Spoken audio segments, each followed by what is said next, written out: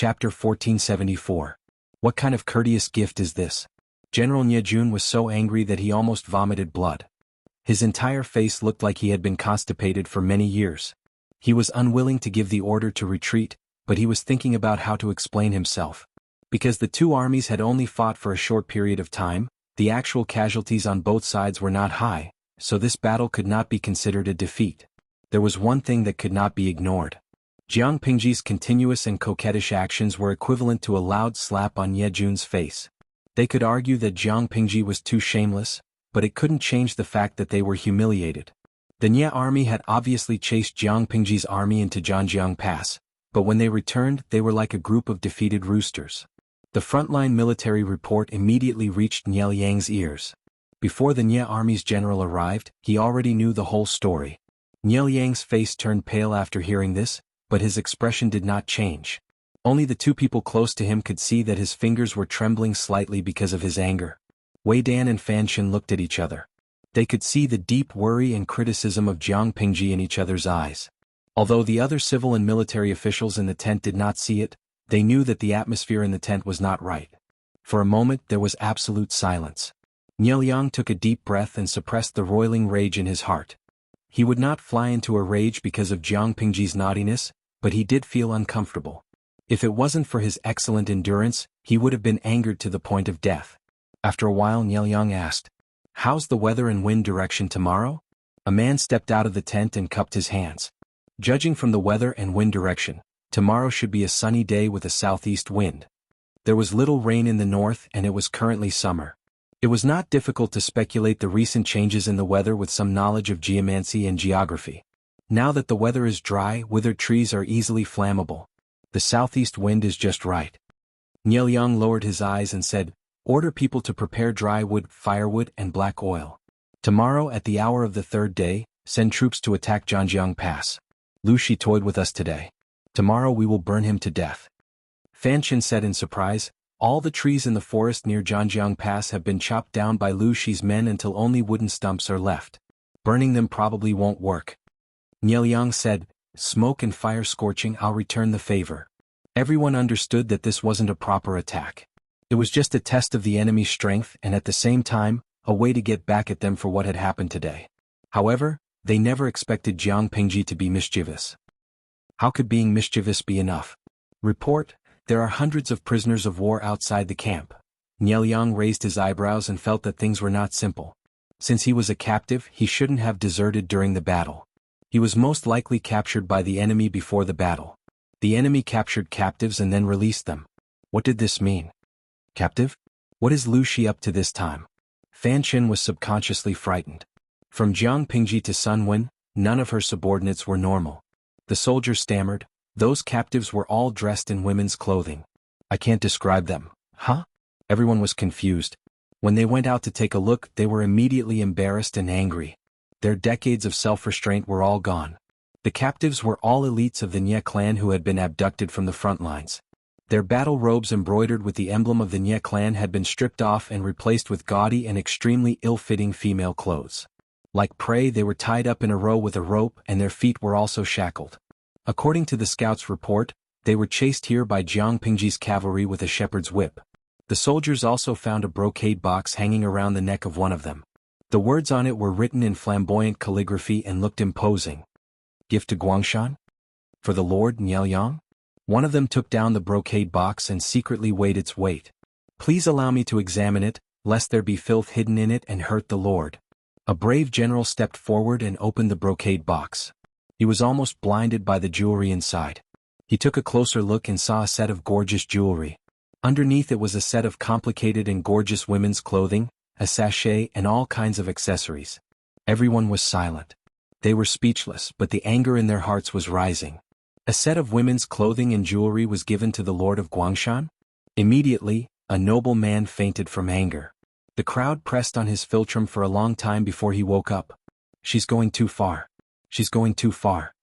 The noble man was so angry that his fingers were trembling. He had an angry and aggrieved expression. A vicious woman with such filthy, vicious, vulgar thoughts. How is there even an ounce of gentlemanly demeanor in her every move? First, she sent people to attack Nye Liang's only son. The next day she brought people to attack him. She did not fight properly and left after humiliating him. Now she dressed the captives in women's clothing. She made them put on makeup and makeup. They wore eye-catching red buttocks, cheeks and blushes. She also gave Nielyang a set of women's clothing. Each of these actions was enough to make one Buddha come into being and 2 Buddhas ascend to heaven. At this moment, someone in the tent said angrily, "Why don't we give her a set of the 4 self-accomplishment classics for women and let her know what a woman's duty is? Come on, let's hurt each other." Although Wei Yong did not look at the person, he felt some contempt in his heart. He flatly refused. "No, we're at a disadvantage." What was the 4 self-accomplishment classics for women? It was a malignant tumor that had plagued Zhongzhou for many years. It was an evil thing that the demon Empress created to harm Zhongzhou. In the first few years, everyone was against it. However, there were still some who secretly regarded it as a standard. No one knew what they were after. Jiang Pingji's mischief was indeed disgusting, but it was a normal method of confrontation. If one side sent the 4 self-accomplishment classics for women to attack the other party's gender in order to disgust others, it was tantamount to offending all the women in the world. In essence, they were at a disadvantage and could easily bring shame to their lord, Nielyang. When the person saw Wei Yong speak, he was a little angry, but he did not dare to refute. Someone else was not pleased. What did he mean by, at a disadvantage? Could it be that Lu Shi, the traitor, humiliated the lord with a set of women's clothing is at a disadvantage? Wei Yong said, "You can send a set of men's clothing over." Everyone was speechless. They all knew that Jiang Pingji initially presented herself as a man. Later, when she became famous at the Huangshui meeting, she changed to a woman. For her, there was actually no difference between men's clothing and women's clothing. If she gave him a set of men's clothing, she might even say thank you. In the summer, she would have an extra set of clothes to change into. She could be shameless enough to say thank you. Could Nielyang respond by thanking her generously for giving him a change of clothes? Wasn't that nonsense? Probably because he had been provoked previously, Nielyang was quite calm in the face of the women's clothing and the women's hair. He said calmly, "The goddess has the intention, but I have no intention." Wei Yong was silent for a moment. He instantly understood Nielyang's response. Chapter 1475. In a few words, Nielyang turned away the humiliation of gifting women's clothes, and made a fool out of Jiang Pingji. According to Nielyang's words, Jiang Pingji gifting him a set of Lu Shi's women's clothes was not a humiliation, but Jiang Pingji shamelessly courting Nielyang. However, he rejected her with the reason that the goddess has the heart, but the king has no desire. At the same time, he pointed out that he had a wife and son, and that Jiang Pingji's age was not suitable for him. He also said that her age was more suitable for his son, cleverly resolving the crisis. Lu Shi is affectionate and righteous. My lord burned the women's clothes as a sacrifice to the flag. If you don't inform her, outsiders will inevitably say that you are heartless. Nielyang looked at Wei Dan and could not help but laugh. In my opinion, Zi Shun is more romantic. He understands women's thoughts and is unwilling to hurt a beauty's heart. Wei Dan echoed, "My lord, please excuse me." Nielyang asked someone to prepare a brush, ink, paper and inkstone. He personally wrote a reply to Jiang Pingji.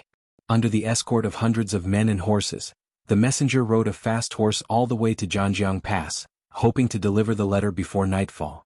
The soldiers standing guard on the city wall immediately discovered the small group of enemies. Their nerves tightened and they tightened their grip on the red-tasseled spears in their hands. The guard shouted to the enemy below the city wall, "Who are you?" The atmosphere on and below the city wall was tense, and it seemed like a fight was about to break out. "We are under the orders of our lord to deliver a letter to your lord." The messenger hurriedly expressed his intentions, tied the letter to the arrowhead, and drew his heavy bow, aiming at the top of the city wall. With a soft buzz, the arrow left the bowstring and pierced into the gap between the huge rocks on the city wall. "The letter has been delivered. Farewell." The messenger put away his long bow and cupped his hands in the direction of the city wall. He grabbed the reins and turned the horse around.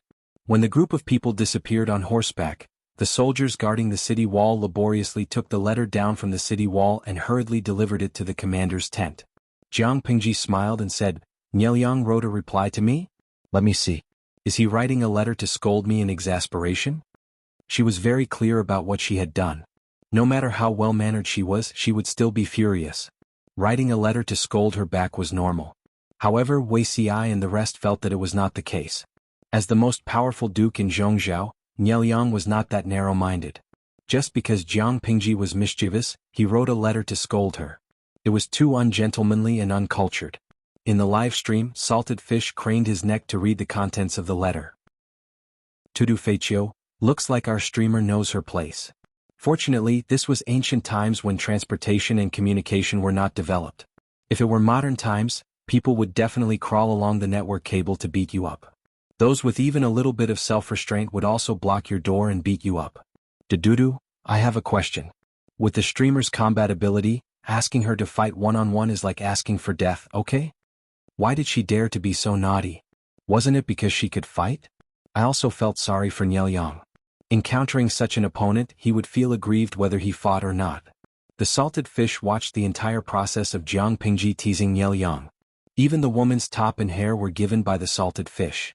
Jiang Pingji had originally planned to give her a plain set of female clothes, but the Salted Fishes felt that it was inappropriate and insisted on pink and tender ones. Halfway through, a Salted Fish strongly suggested that she might as well give her a set of morning clothes for morning. In her opinion, this suggestion was much worse than her own. Silently glancing at the bullet screen, she felt that these Salted Fishes were really evil. They said that they felt sorry for Niel Yang, but in their actions they could not wait for Jiang Pingji to trample Niel Yang to death. Let me see, what did he write? Jiang Pingji muttered as she took out the letter from the box. With a shake of her wrist, she shook the neatly folded letter open. The handwriting is quite nice and it has the aura of a master. Niel Yang is already so sick, but his wrist still wields the brush so vigorously. Jiang Pingji commented with praise and sarcasm, then continued to read the contents. The more she read, the more serious her expression became, and a hint of murderous intent appeared between her brows. Qiguan Rang and the others were waiting for news. When they saw their lord's expression, they knew that the letter was not as simple as it seemed. What's written in the letter? Jiang Pingji was so angry that she slammed the letter on the table. The bronze table made a loud noise, and the four corners of the table suspiciously sank by 2 inches. What's written? I've never seen such a narcissistic person. She could not tolerate that he was even more narcissistic than her. Qiguan Rang stepped forward and said, May I have a look? Jiang Pingji hummed, Take it and read it. Just don't be angry and anything bad will happen to you. Qiguan Rang's face turned ashen after reading it. He handed the letter to Wei Ci, who was closest to him. Wei Ci took it suspiciously and his expression turned ugly as well. He said, This is a peace poem. Wei Ci had lived in Zhongzhou for many years in his previous life, so he was naturally familiar with the customs there. Around the flower festival, most of the gentry ladies would get busy and participate in various banquets and poetry meetings. At the same time, men of suitable age would also be invited. To put it bluntly, it was a large-scale matchmaking event. If a woman was interested in a man, she would write a gloomy courtship poem on a handkerchief or a sachet to show off her talent.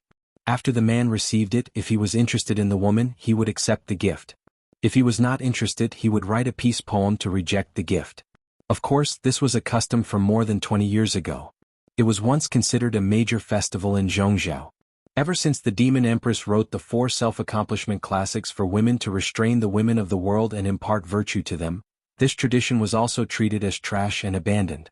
Not to mention matchmaking, exchanging keepsakes in private even if they met once, it was immoral. Niel Yang wrote this as a reply to convey a message. Don't think too highly of yourself, I'm not interested in you. Qiguan Rang snorted coldly. This Niel Yang can't be underestimated. It was obviously a great humiliation, but not only did he endure it, but he also retaliated beautifully, making Jiang Pingji suffer in silence. He was impressive. Wei Ci's expression was cold and no one knew what he was thinking. However, his heart was definitely not as calm as he looked. Didn't he see that the letter was about to be crushed into a ball? They were all waiting for Jiang Pingji's decision. Would she write a reply or something else? Jiang Pingji appeared to be free and easy. She said, What reply? The 2 feudal lords frequently communicate with each other. What will the future generations say? Niel Yang has already decided on the matter of the women's clothing. If I write again, won't it prove his words? Just ignore him and fight on the battlefield. She really didn't take this matter to heart. At most, she felt that Niel Yang was quite narcissistic. Everyone felt like a fishbone was stuck in their throats. They couldn't wait to run to Niel Yang and get back at him. Don't take this matter to heart. It's just a small trick. Let's meet him on the battlefield. It's getting late. Let's disperse. Everyone dispersed. Those who had work to do and those who had meals ate. Only Wei Xiai sneaked back. Jiang Pingji seemed to have expected it. She rested her chin on her hand and looked at him with a smile. Are you jealous, Zixiao? Wei Xiai sighed. Why would I be jealous because of this? He was just worried that his lord was really angry and was putting up a strong front in order not to worry others. Looking at it now, she really didn't take Niel Yang's counterattack to heart. Why did he feel an inexplicable heartache? Chapter 1476. That's a pity? I wanted to see your jealous expression. Jiang Pingji smiled. You're always so calm. Girls sometimes feel insecure. Sometimes, I doubt whether Zixiao's feelings for me are the loyalty of a subject to the emperor or the love of a man for a woman. Zixiao doesn't intend to give me a response to this. Let me be at ease. Wei Xiai closed and opened his eyes again. His gaze was still clear and bright. He knew the woman in front of him too well. She would never worry about the gains and losses of a relationship. He understood this in his previous life. If she really fell in love like an ordinary woman, she would not be the Her Majesty that Wei Xiai knew. Jiang Pingji felt a little awkward under his gaze. She coughed lightly. All right, I won't flirt with you anymore. I just wanted to see your jealous reaction. You can't even satisfy me with this. Wei Xiai admitted, of course I feel jealous. It's human nature.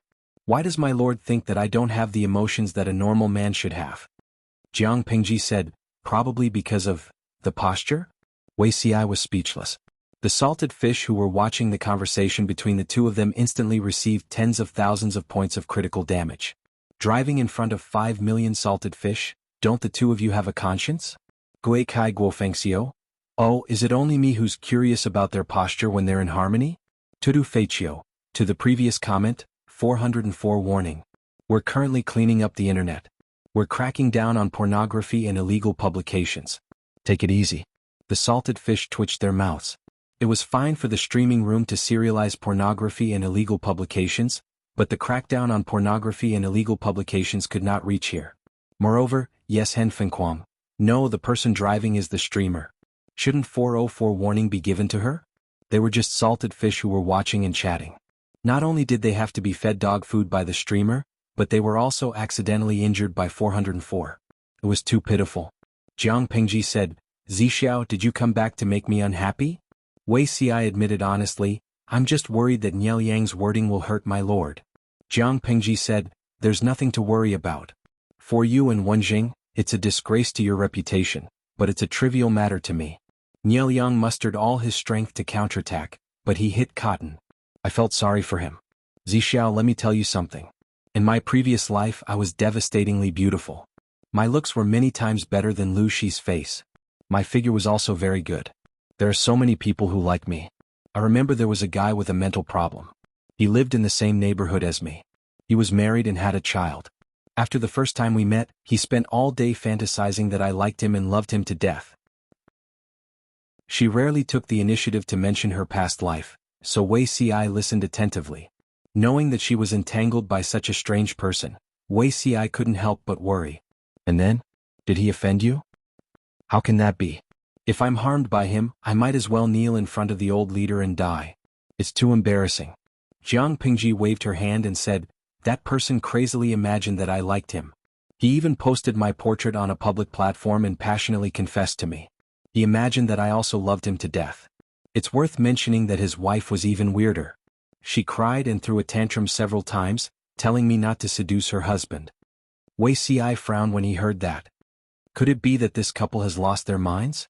Jiang Pingji shrugged and said, they weren't crazy but there was something wrong with their brains. There was a limit to my tolerance. I beat them up and hung them at a height of 160 stories for 2 days. In order to avoid trouble from public opinion, I smeared them with the military's newly developed invisibility liquid and silencing equipment. Then I found a lawyer to sue them and sent them to a mental hospital for a few days. Jiang Pingji wasn't an orthodox person from a military school. She believed in using violence to curb violence. At that time she was a genetic warrior with a secret identity. She had to carry out extremely dangerous missions at any time, so her identity couldn't be exposed, let alone her portrait on a public platform. Because of that, she was reprimanded by her superior. Jiang Pingji was so angry that she vented her anger on the couple. Because she did it secretly, she was fine. Otherwise she would have been criticized. She said, I've even seen such a weirdo. Nianyang's is just a piece of cake. Wei Xi was speechless. Jiang Pingji was about to proudly talk about other glorious deeds, when the old chief sent her a private message. You Abba, hang them at a height of 160 stories? Jiang Pingji replied, I brought oxygen patches and thermal pads for them. They won't die from the cold or suffocation at high altitudes. You Abba, although it violated military law, I wasn't a part of the military at that time. My hands and feet were clean. Others couldn't catch me. The old chief had mixed feelings. She was like a class teacher watching the students who graduated from her class confess the pranks they did when they were students. Such a mischievous student was definitely not taught by her. The old chief was doubting his life. Wei Xi also had mixed feelings. He suddenly realized that the place his lord lived in her previous life was a world he couldn't imagine. Only the environment there could make her so open-minded. Wei Xi and the others were filled with righteous indignation at Nianyang's counterattack. Who asked Nianyang to use the lord's reputation as a ruse, but the person involved didn't care at all. He laughed bitterly to himself. The lord wouldn't worry about personal gains and losses because of feelings, but he would. Especially when he realized how big of a gap there was between their worldviews, he became more and more flustered. Instead of that, it would be better to stay at a distance like in her previous life. Perhaps it would be better. The human heart was greedy. After tasting a little sweetness, they would hope for more and be closer. Sometimes Wei Xi would despise himself for acting like this. He was bashful and it was really not pleasant. Just as Wei Xi was lost in his thoughts, a shadow came over his head. It turned out that Jiang Pingji had come to him. I wanted to see your jealous look earlier. Now that I've seen it, my heart aches. Am I not torturing myself? Jiang Pingji was originally a person who didn't understand things. Or rather, she was abnormally slow when it came to relationships. She rarely cared about others. She had been in contact with salted fish for so many years and had unintentionally changed a lot. Zixiao, were you feeling uneasy just now? Can you tell me why? Wei Xi naturally didn't want to say it. Those thoughts were really hard to talk about. However, he never knew how to reject what she wanted to do, and what she wanted to obtain. I'm delusional. Is it possible for me to monopolize the person in front of me in this life? He didn't dare to think that way in his previous life. In his previous life, he even went against his will to persuade her to secretly select outstanding men to serve in the palace. It was impossible for the emperor to only have one person by his bedside. This was very dangerous and not good for politics. If the emperor doted on one person, the possibility of his maternal relatives being loved would greatly increase. Historically, it wasn't a good thing for relatives to interfere in politics. Chapter 1477. What, you don't know how to speak? Jiang Pingji waved her hand in front of Wei Xi's face, but he still had a cute, lifeless look. Wei Xi was too calm and composed. It was as if he could maintain a calm and dignified attitude at all times. It was rare to see him lose his composure like this. Jiang Pingji was not in a hurry to make him come back to his senses. Instead, she smiled and admired him. Wei Xi blushed under her scorching gaze. And my lord? Wei Xi felt as if his heart was about to jump out of his throat. His ears were filled with the sound of his heartbeat. It was so loud that he could not help but wonder if Jiang Pingji could hear it. As he thought about it, his face, which was already 90% cooked, immediately became very cooked. Jiang Pingji's thumb twitched as she looked at him.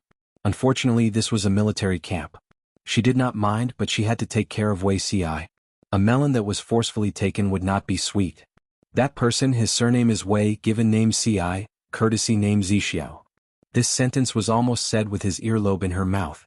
Her hot breath blew on his sensitive ear, making his mouth and tongue feel hot. Jiang Pingji did not close the streaming room. Their interaction was watched by salted fish. Glistening Star Master, host, are you trying to take revenge on us? Previously we held back for so many years and didn't touch Beauty Ci. Now we have to eat their dog food every few days. I'm full of dog food.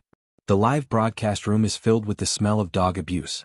Yao Yun, sob, ********.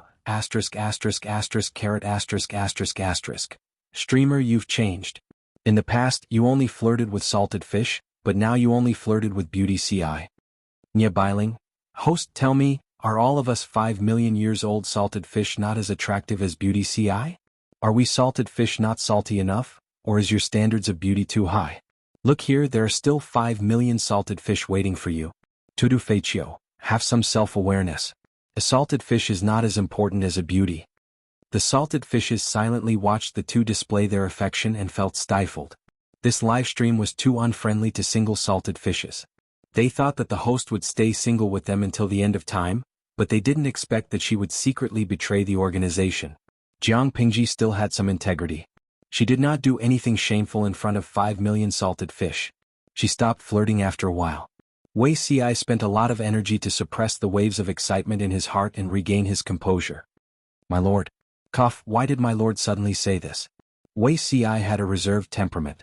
Even though he had seen his majesty in his previous life, he was still a little embarrassed when faced with his lord's straightforwardness and boldness. Jiang Pingji said, "A salted fish once told me that even if a relationship is established, the other half will panic if there is no promise." Wei Ci looked puzzled. Salted fish? Jiang Pingji said, "Salted fish is fish that is marinated in salt and dried in the sun. The salter it is, the more it goes with rice." There was a time when she was browsing through the bullet screen records out of boredom and happened to see such a sentence. At first, she was careless and thought that it was unnecessary. However, the situation just now reminded her that even the smartest person would be hesitant and uncertain when it came to feelings. She could afford to make a promise. Wei Ci didn't ask why the dried salted fish could speak because when his lord spoke, he really couldn't understand. Jiang Pingji glanced at the bullet screen and happened to see a comment. Cafeteria Dafinanti, what the streamer means is that Zixiao is the saltiest among all the salted fish, so you picked him to eat? Wu Hinyu, amazing my boss, your reading comprehension must be full marks. Ling Dian Xianming, the case is solved. We can't compete with Beauty Ci because we aren't as salty as him. Jiang Pingji smiled awkwardly but politely. The salted fish were still chatting and laughing. Jiang Pingji secretly rolled her eyes. I'm afraid Niao Yang won't let this go easily. After Wei Ci calmed down a little, he entered work mode. The charming and ambiguous atmosphere disappeared completely, making people sigh at his ability unwillingly. After a man and a woman confided their feelings to each other, if they didn't have some inappropriate content, wouldn't it be a waste of the atmosphere that was created with great difficulty? The two of them, on the other hand, switched between love and work mode at will. Jiang Pingji said, he definitely won't let this go easily, but this is also what I want. Isn't it better that Niao Yang is willing to take the initiative to send troops? It saves me the risk of going out of seclusion and increasing the risk. If they attack forcefully, it's mostly a probing attack. They won't use all their strength right from the start. There were more than 200,000 troops on Niao Yang's side. This was not a false number, it was a real 200,000 troops. From this, it could be seen how much pressure Jiang Pingji was under to guard the pass. However, she was sure that the outcome of this battle would be decided in at most half a year. Who asked Niao Yang to have a short life? If the lord of a force died of illness in front of the battle, even if the heir stepped forward to stabilize the situation, the morale of the army and their combat power would be greatly reduced. Apart from that, the Nie camp still had Nie Yang, who carried the system fragment and had ill intentions towards Niao Yang and Nie Qin. In Jiang Pingji's opinion, the scales of victory and defeat were already tilted towards her. Wei Ci reminded her, there are still a few batches of our army supplies that haven't arrived yet. Jiang Pingji said, I know I can't show my fear. Niao Yang was a shrewd person. If Jiang Pingji showed any signs of lacking confidence, he could not guarantee that he would use all his troops to attack forcefully. After thinking about it, Jiang Pingji asked someone to call Qiguan Rang over to discuss the plan. When Qiguan Rang came over, he discreetly scanned their cheeks, lips, necks and other places.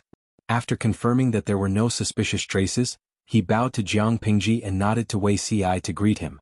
He calmly took a seat at the head of the tent.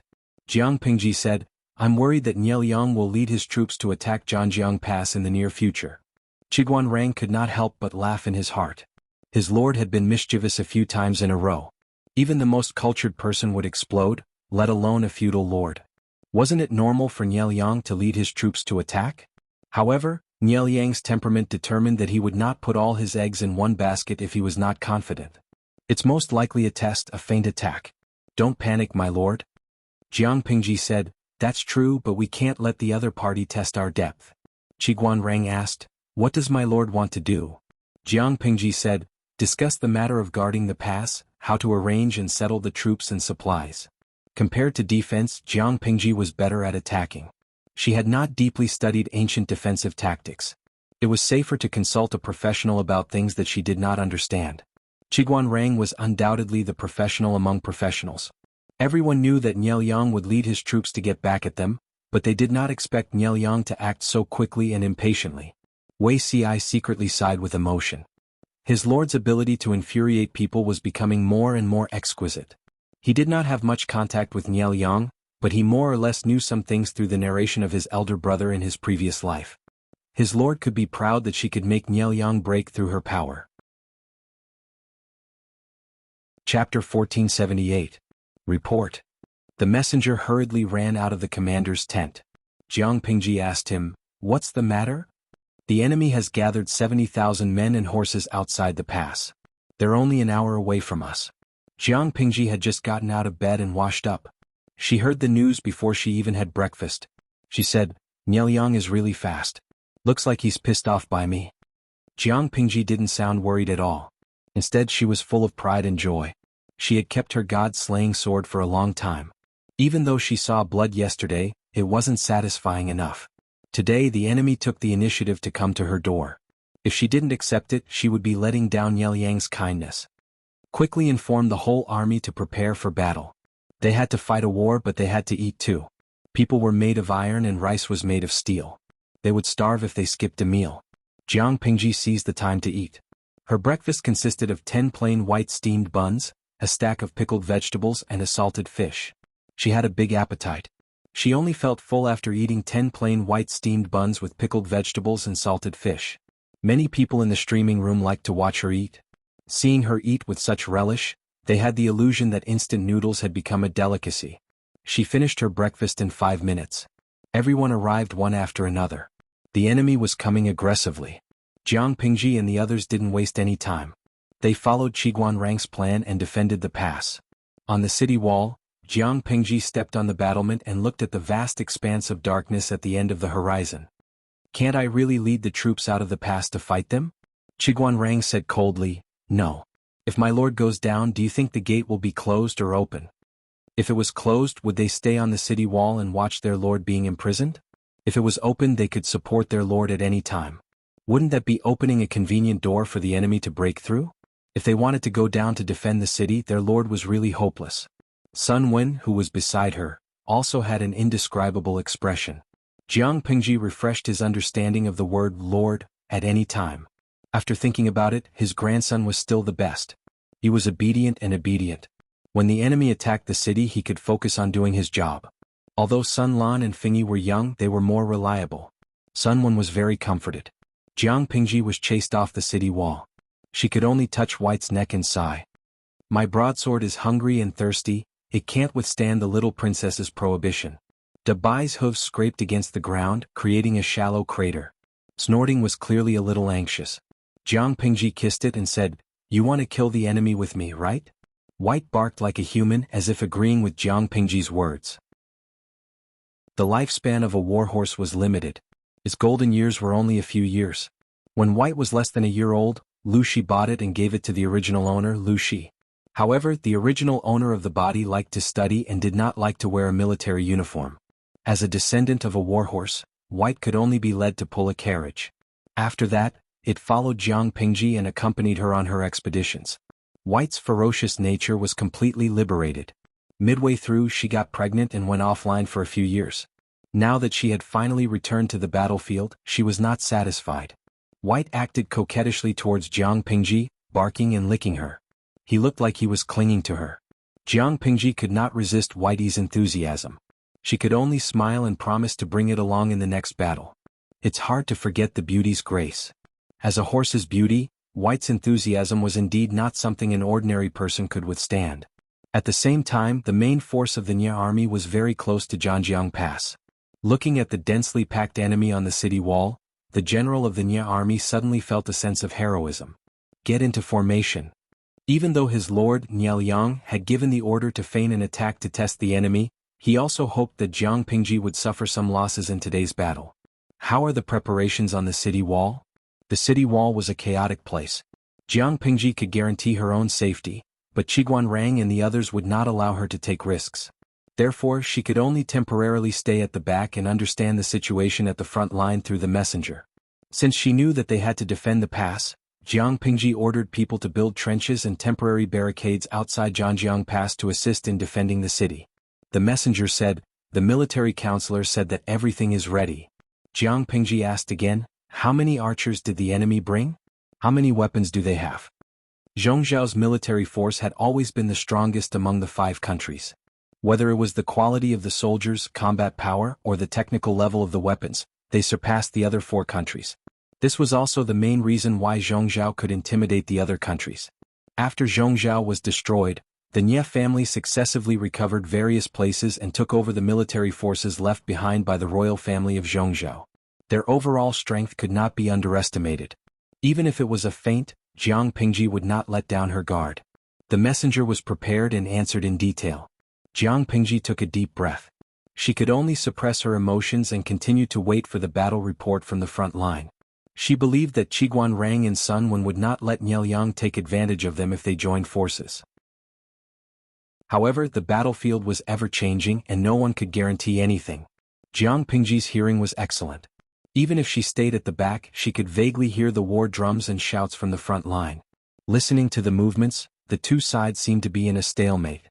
Although the enemy was feigning an attack, they were serious. The Nie army led the way with wooden carriages equipped with thick shields to resist the tide-like rain of arrows falling from the city wall. The soldiers took the opportunity to advance, approaching the city wall of Zhangjiang Pass with scaling ladders. Although there were several trenches, they could not stop them for long. The enemy used wooden planks to level the ground and smoothly crossed over. Qiguan Rang was not surprised when he saw the situation. He ordered the soldiers to control the bed crossbows and shoot at the people in the designated positions. The penetrating power of the ballistae was much stronger than that of the arrows.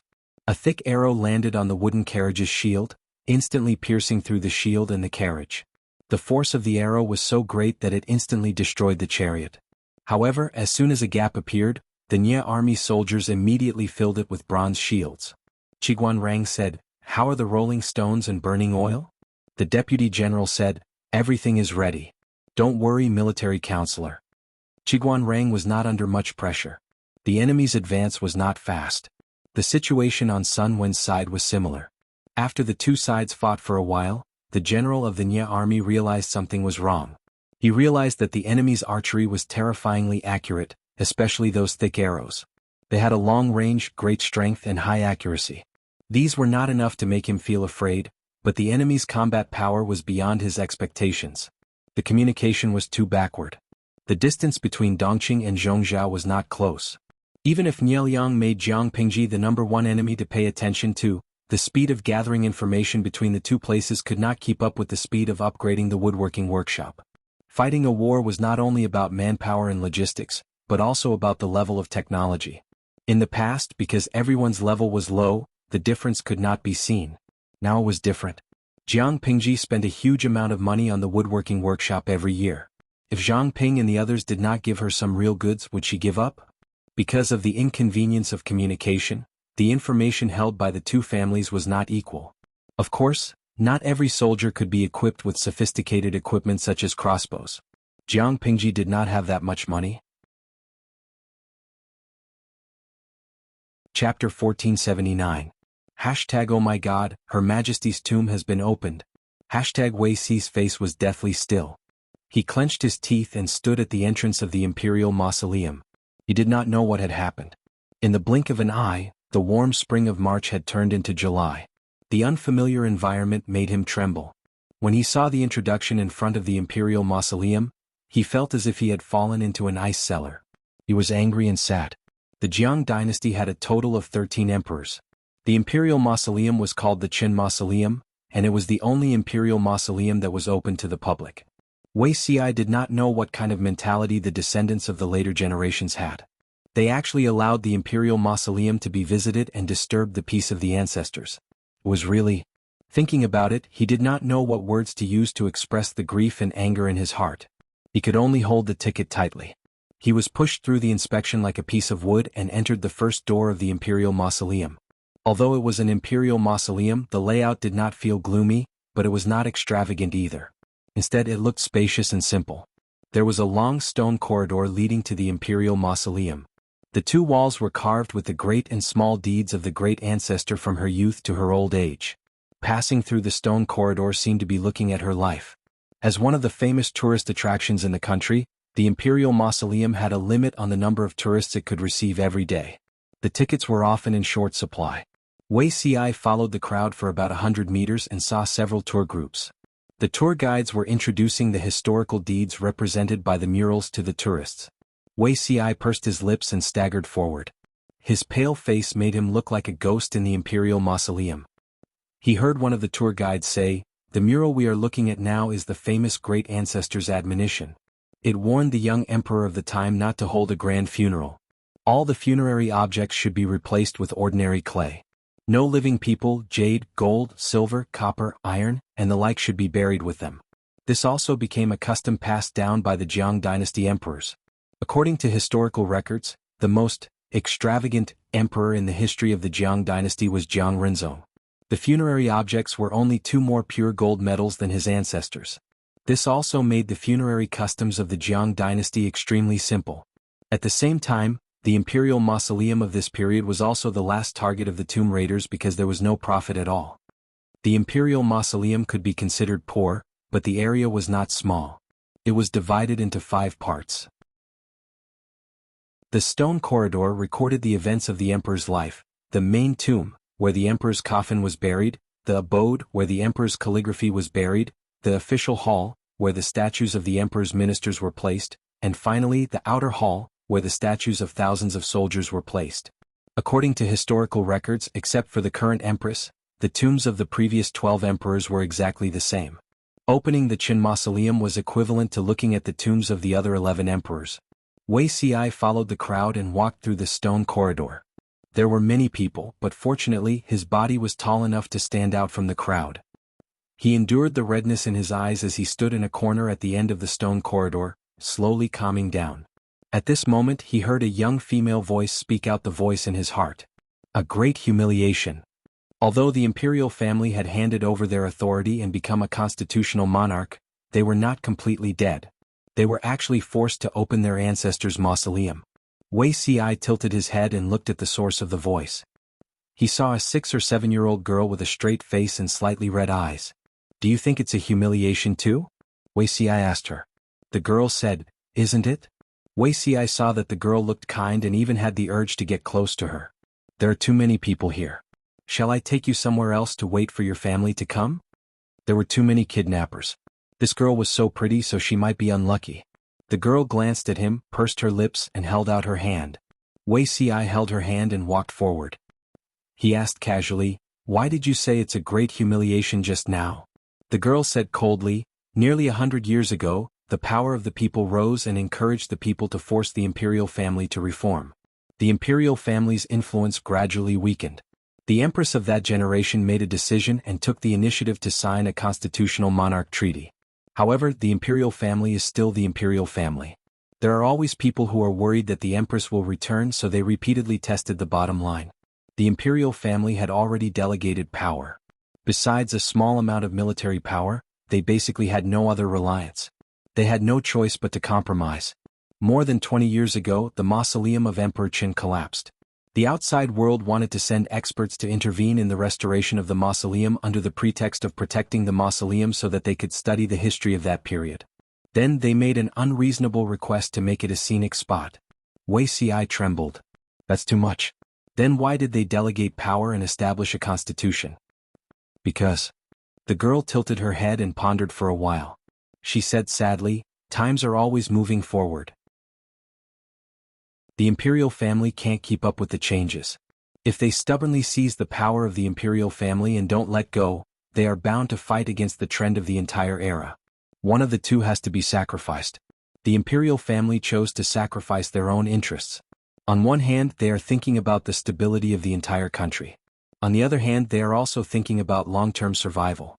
There was no change that didn't require blood and sacrifice, unless one side took the initiative to give in and allow the change to happen. Wei Xi felt like a fish bone was stuck in his throat. He almost didn't know how to respond. "But..." The girl's expression suddenly became more severe. She muttered, "The imperial family giving in doesn't mean that they don't remember this feud. Delegating power doesn't mean that they will really be trampled on by others. The feud of being forced to open the mausoleum of the ancestors will be settled sooner or later. The core of this era was technology. The imperial family had never lost in this. Sooner or later, the power of capital that rose during the chaos would lose all the underwear of their ancestors. Ancestors? A trace of astonishment flashed in Wei Xi's eyes. Before he could think more, two mature women with excellent temperaments blocked their way. Crown Princess Huichang. The girl asked coldly, "Can't I come to visit the ancestors during the Dragon Boat Festival?" At this moment, Wei Xi realized that the girl was holding a string of dumplings in her other hand. This girl was indeed. "Madam is angry that you ran away from home without saying anything," the girl said. "It's not the first day she knows that I like to run away from home. At most she will go back and punish me." The two empresses from the time of the Constitution were quite gentle and soft, at least on the surface. The girl's mother appeared to be good-tempered to outsiders. Who knew how cruel she was when she was angry and hit her daughter. "I'll be back after I put the dumplings in." The main mausoleum of Emperor Chen was not open to the public unless it was a special occasion, but the descendants of the imperial family could come to worship their ancestors. Wei Xi found something strange. The two women who called the girl Crown Princess Huichang didn't see him. The girl pulled Wei Xi through the secret passage to the main mausoleum of the imperial mausoleum. The surroundings were empty except for the lights near the dome. There was only one coffin in the main mausoleum of the imperial mausoleum, but there were two corpses buried in it. Other than the direct descendants of the imperial family, no one knew the identity of the other male corpse. Some gossip experts did all kinds of research, but unfortunately they didn't guess correctly. The girl was baffled. The male corpse in the coffin was also her ancestor. To put it bluntly, it was her family matter. What was the point of outsiders studying it? Wei Xi saw the girl put the two dumplings on a plate and respectfully saluted her. She said, "This is the first time I've seen my ancestor's spirit. The portrait left by my ancestor is quite realistic. Otherwise, I wouldn't have recognized it." Wei Xi was speechless. This child was a bit smart. "I'm here to see her." "What happens after you see her?" Chapter 1480. Even if it was a tentative attack, the troops under Niel Yang's command were not pushovers. They actually put a certain amount of pressure on Zhanjiang Pass. However, Qiguan Rang had considered this long ago. He made full use of the terrain of Zhanjiang Pass. While commanding on the city wall, he ordered the archers and soldiers who operated the crossbows to focus on attacking the weakest parts of the enemy's formation. Combined with the terrain, the speed of Niel Yang's army's advance was greatly reduced. Jiang Pingji waited at the back for a while. She could not sit still anymore. Although the messengers would send back the important information of the battlefield, it was not as good as seeing it with her own eyes. It's been almost 15 minutes. The enemy still has no intention of retreating? At present there were not many casualties on both sides. When Niel Yang's army set up ladders and covered the battering pillars to hit the city gate, the casualties would increase dramatically. Because it would be crowded at that time, even a blind man could kill two birds with one stone. When the attacking side climbed the wall using ladders or ropes, the defending side would knock people down.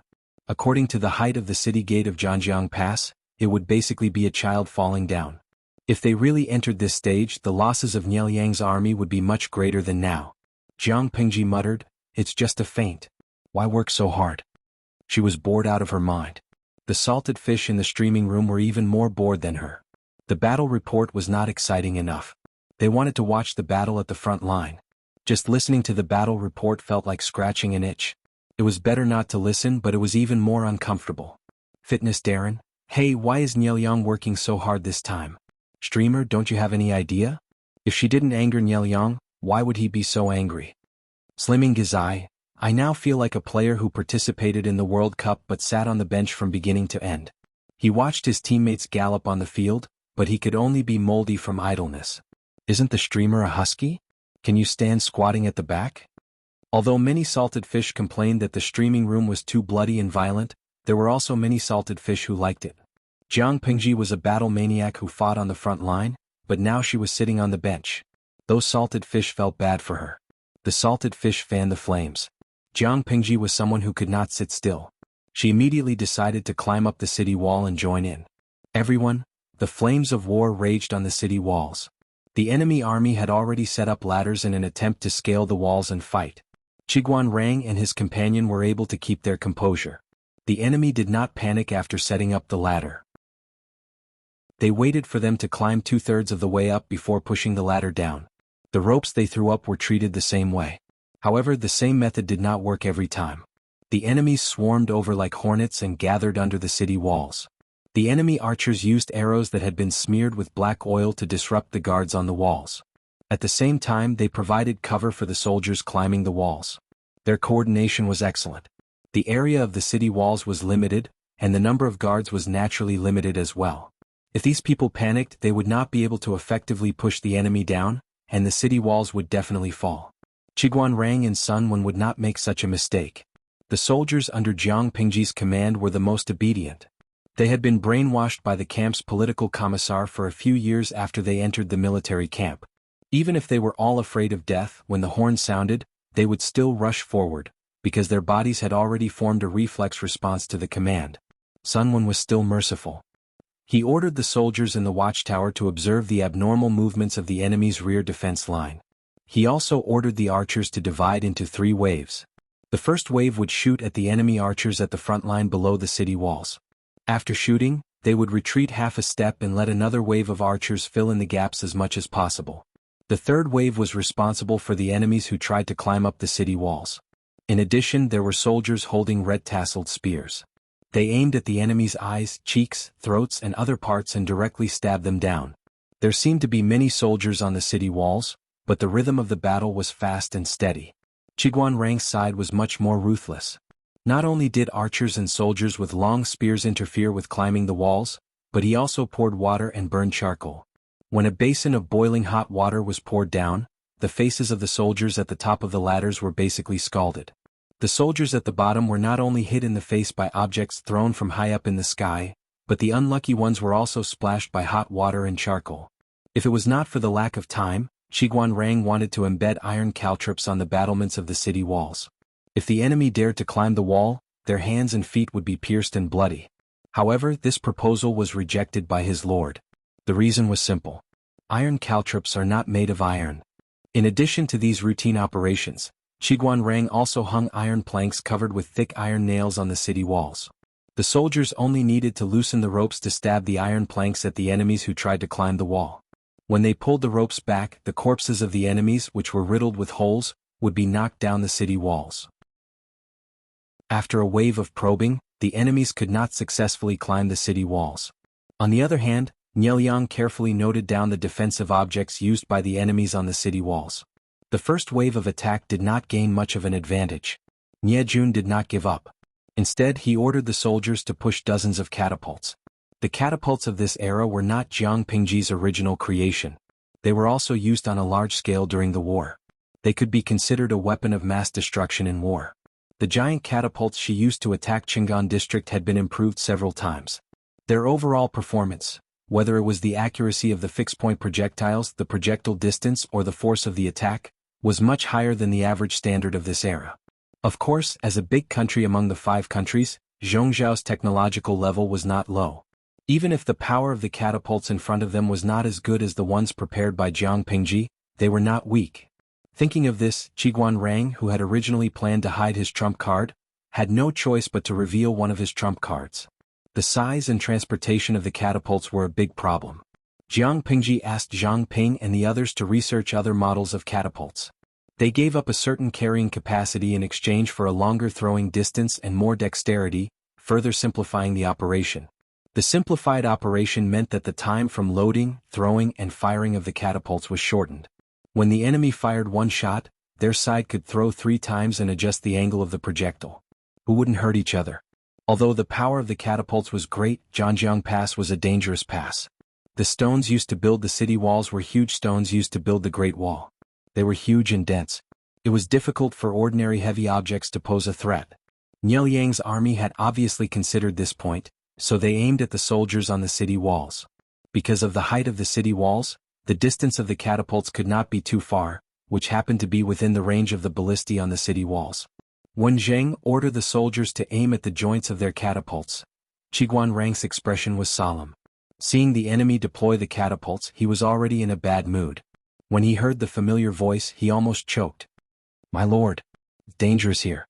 Please leave immediately." Qiguanrang was well aware of the power of the catapults. Even if his side retaliated, the casualties would not be reduced. Chapter 1481. Jiang Pingji looked helpless. She said, "Don't panic. Do you know how to be steady?" Qiguanrang's most precious feather fan was thrown aside. If he was not rational, he would have carried her away. Whether he could win or not, that was another matter. "My lord," Jiang Pingji said, "if you have the time to persuade me, do as I say. Order people to adjust the angle of attack and aim at the joints of the enemy's catapult. As long as their catapult is destroyed, the crisis will naturally be resolved. If not, order people to use fire arrows." Most catapult carts were made of wood. It was not that it was bad to use metal, but because the smelting technology was not good, there was not much copper and iron produced. If the catapult was made of metal, it would not be easy to transport in war. The cost was high, so wood was better. Because it was made of wood, the joints were either tied with mortise and tenon or thick ropes. The former was fine, but the latter was easy to loosen. If fire arrows or crossbows were used to aim at the joints, they should be able to hit the enemy's catapult. If one arrow did not work, use 2 arrows. If 2 arrows did not work, use 3 arrows. They could not be restricted and let the enemy attack freely. Qiguanrang saw that his lord was unmoved and could only sigh. He was secretly prepared to apologize. If his lord was injured, he would be the scapegoat. Who asked him to not be able to persuade his lord? Instead, he indulged her? Yes. Qiguanrang immediately passed down the order. While continuing to target the enemy who tried to climb the wall, some people were sent to deal with the catapult. Jiang Pingji said, "Fortunately, we are defending the city. The catapult can be covered by the wall. Otherwise, it would most likely be the same result." Qiguanrang was speechless. To be honest, he knew about burning the catapult. If Jiang Pingji did not come, he would have done the same, but to aim at the joints, Qiguanrang understood a little. Why did his lord like carpentry so much? It was not without its benefits. The enemy used the catapult to attack the city. Naturally, they would not carelessly leave an empty space. The catapult was also heavily protected. Jiang Pingji asked the soldier operating the crossbow to stand up and give his seat to her. Although she could not kill to her heart's content, she could also show off her archery skills. Seeing this, Qiguanrang could only sigh and ask the soldiers to protect her to prevent her from being injured by stray arrows. The power of the ballistae was obvious to all, not to mention the fact that the ballistae they were using now were the strengthened version that had been improved several times. Not only did it have additional parts to assist in aiming, but its shooting range was also much better than the original version. The battle cries were deafening outside, but Jiang Pingji had no distractions. All she had to do was aim and fire. This version of the bed crossbow also had an enhanced continuous firing function. There was no need to stop shooting when reloading the arrows because there were other soldiers helping to reload. For the sake of safety, the other soldiers who operated the ballistae chose to attack the base or other fixed parts of the catapult. Jiang Pingji chose to attack the lever of the catapult. Even though the lever could move, for Jiang Pingji, a fixed target and a moving target were the same. In addition, choosing the lever as a target also had its advantages. At the very least, it wouldn't be as crowded as the base. From the perspective of the salted fish, they did not even know which catapult Jiang Pingji had chosen, let alone the location of the catapult. When she shot several arrows at lightning speed, each arrow hitting the same part of the throwing lever, the salted fish could only cheer for Jiang Pingji. Meng Xan Xiao Kuai, I gracefully present this year's knee to the streamer. Please accept it. Qi Qingqing, as a salted fish, can I ask a question in a low voice? Why are you cheering for me again? The battlefield was chaotic. Every salted fish had a different focus. The streaming room was a live broadcast, so it was impossible to replay it. Therefore, many salted fish did not know what had happened. They just followed suit and cheered for her. Anyway, it couldn't be wrong. Xinxiang warning.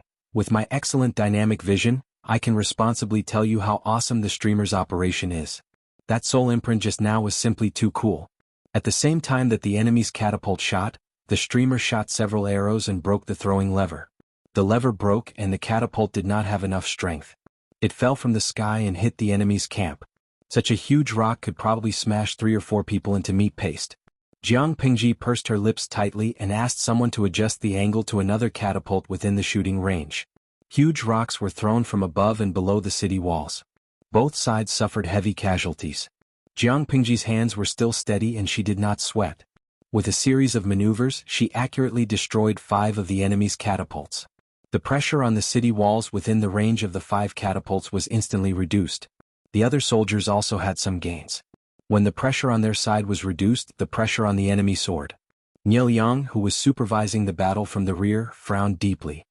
His pale face made the green in his eyes look even more terrifying. "My lord," Niel Yang said, "I underestimated Lu Shi's ability." In less than 15 minutes, the enemy had successively destroyed the catapults within a small area. It was obvious that the enemy had a general with superb archery skills. Every one of these catapults had been broken by the enemy's attack on their weak points during the process of being launched. The battlefield was chaotic and it took a lot of time to replace the throwing lever. It was almost equivalent to being useless. Why haven't I heard of such a person in Lu Shi's camp before? This kind of archery skill was used to defend the city and greatly limited the catapults of the attacking side. It was simply a nightmare. Niel Yang saw that no one answered and sighed. "Forget it. It's about time for today." The number of catapults they brought to attack the city this time was not many. The enemy was so good at dismantling them. The possibility of successfully attacking the city was almost zero. Niel Yang was not a stubborn person who sought victory. He clearly remembered the real purpose of today. He lowered his eyes and issued several orders. The depth of his eyes seemed to be like a bottomless abyss. Not long after, Qiguan Rang and the others also realized that the enemy's attack had slowed down. It seemed that they had the intention of retreating. After fighting for 2 hours, the total number of casualties on both sides was close to 7,000. If they continued to waste time, none of them would have an advantage. Niel Yang's side was feigning an attack.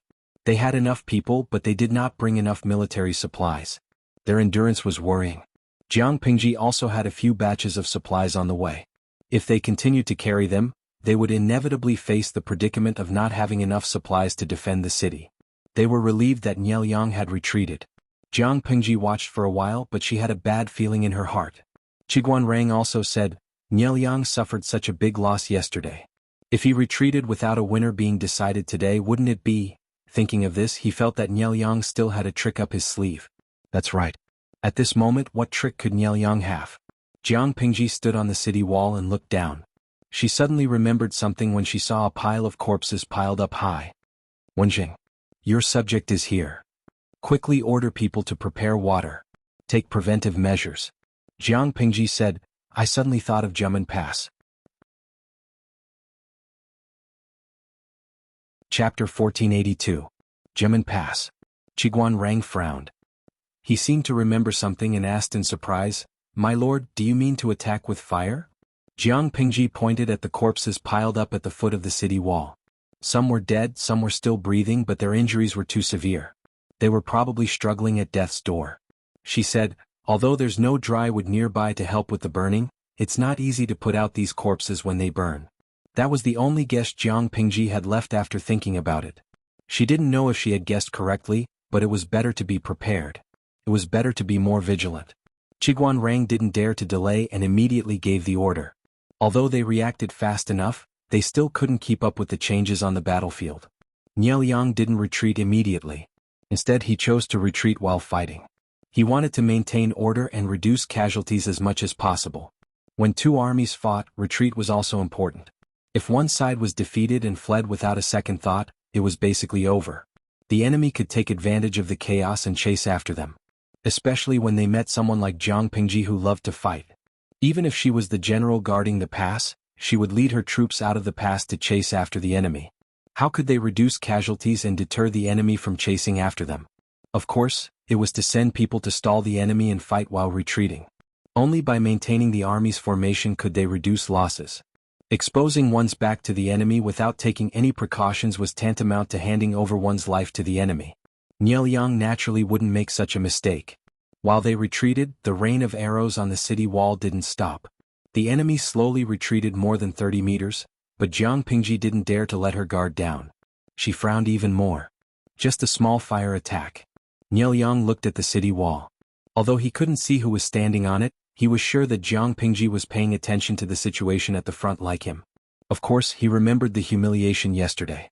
Today he pretended to attack to test the enemy's strength, but he also wanted to get back at her. Unfortunately, Jiang Pingji was too cautious. She had already cleaned up the forest near Zhanjiang Pass. If not for this great fire might have surrounded the entire Zhanjiang Pass. It was a southeast wind that day.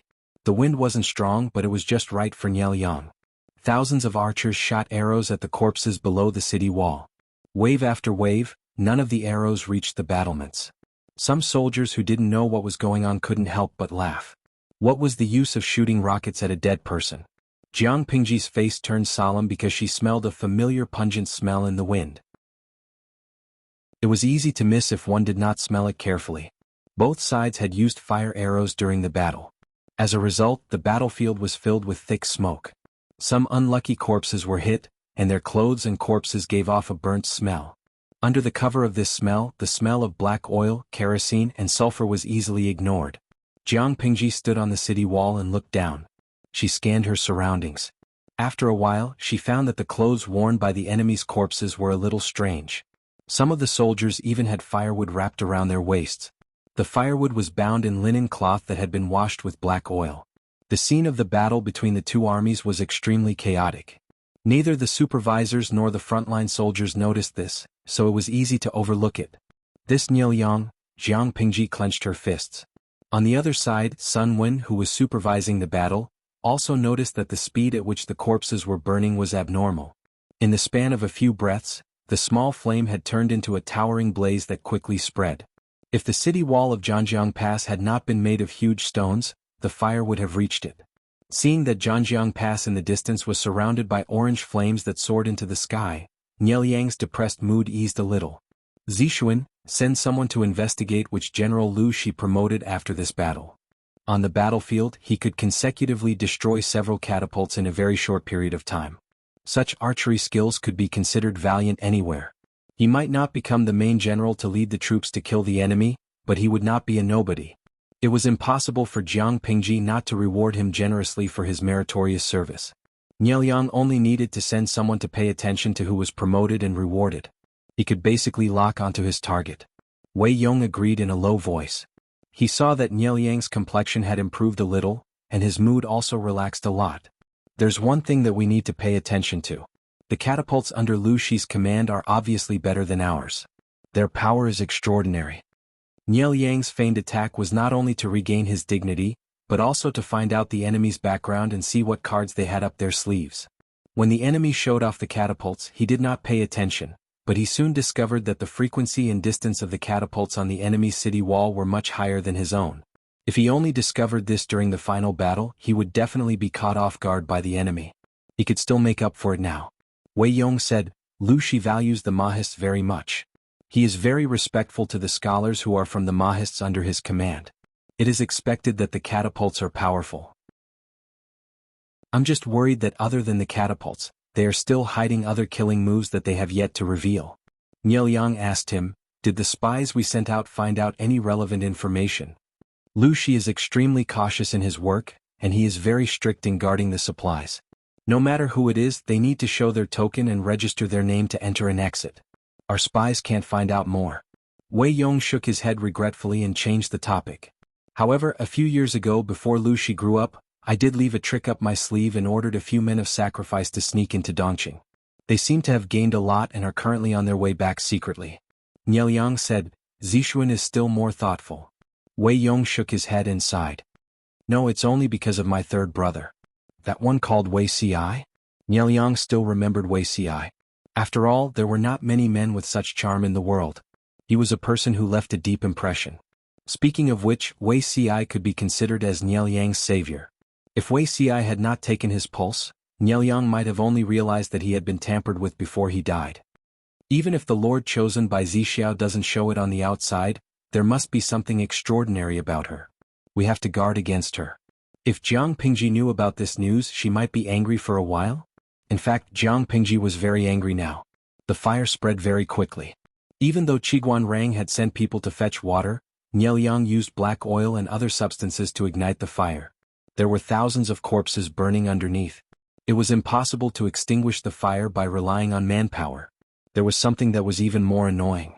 When the enemy soldiers climbed the ladder for the last time, they secretly pierced the sack containing the black oil and let the black oil flow down the city wall. When the corpses below formed a big fire, the flames ignited the black oil on the city wall. The flames climbed up from below and spread to the towers and watchtowers on the city wall. For a moment, Everyone was in a sorry state. Even so, Jiang Pingji could only suppress her anger and order people to move the injured soldiers and catapults on the city wall. Chapter 1483. The wind fanned the flames and the fire burned vigorously. Even from far away one could see the thick smoke rising into the sky from Zhanjiang Pass. Jiang Pingji and the rest looked calm. Not to mention them, the soldiers under the tent did not have any reaction. Those who were supposed to put out the fire did so, those who were supposed to move the injured soldiers did so, and those who were supposed to move the catapult carts did so. The mental fortitude of the idle fish in the live broadcast room was not as strong. Many salted fish covered their mouths and vomited after watching for a while. Especially when Jiang Pingji said, "There's the smell of cooked meat in the air," the entire bullet screen stopped. She had been chased off the city gate tower by Qiguan Rang and was feeling gloomy. When she saw the salted fish's reaction, her depressed mood rose a few notches. Host V, no way. How many years have you been with me? What kind of bloody and violent scenes have you not seen?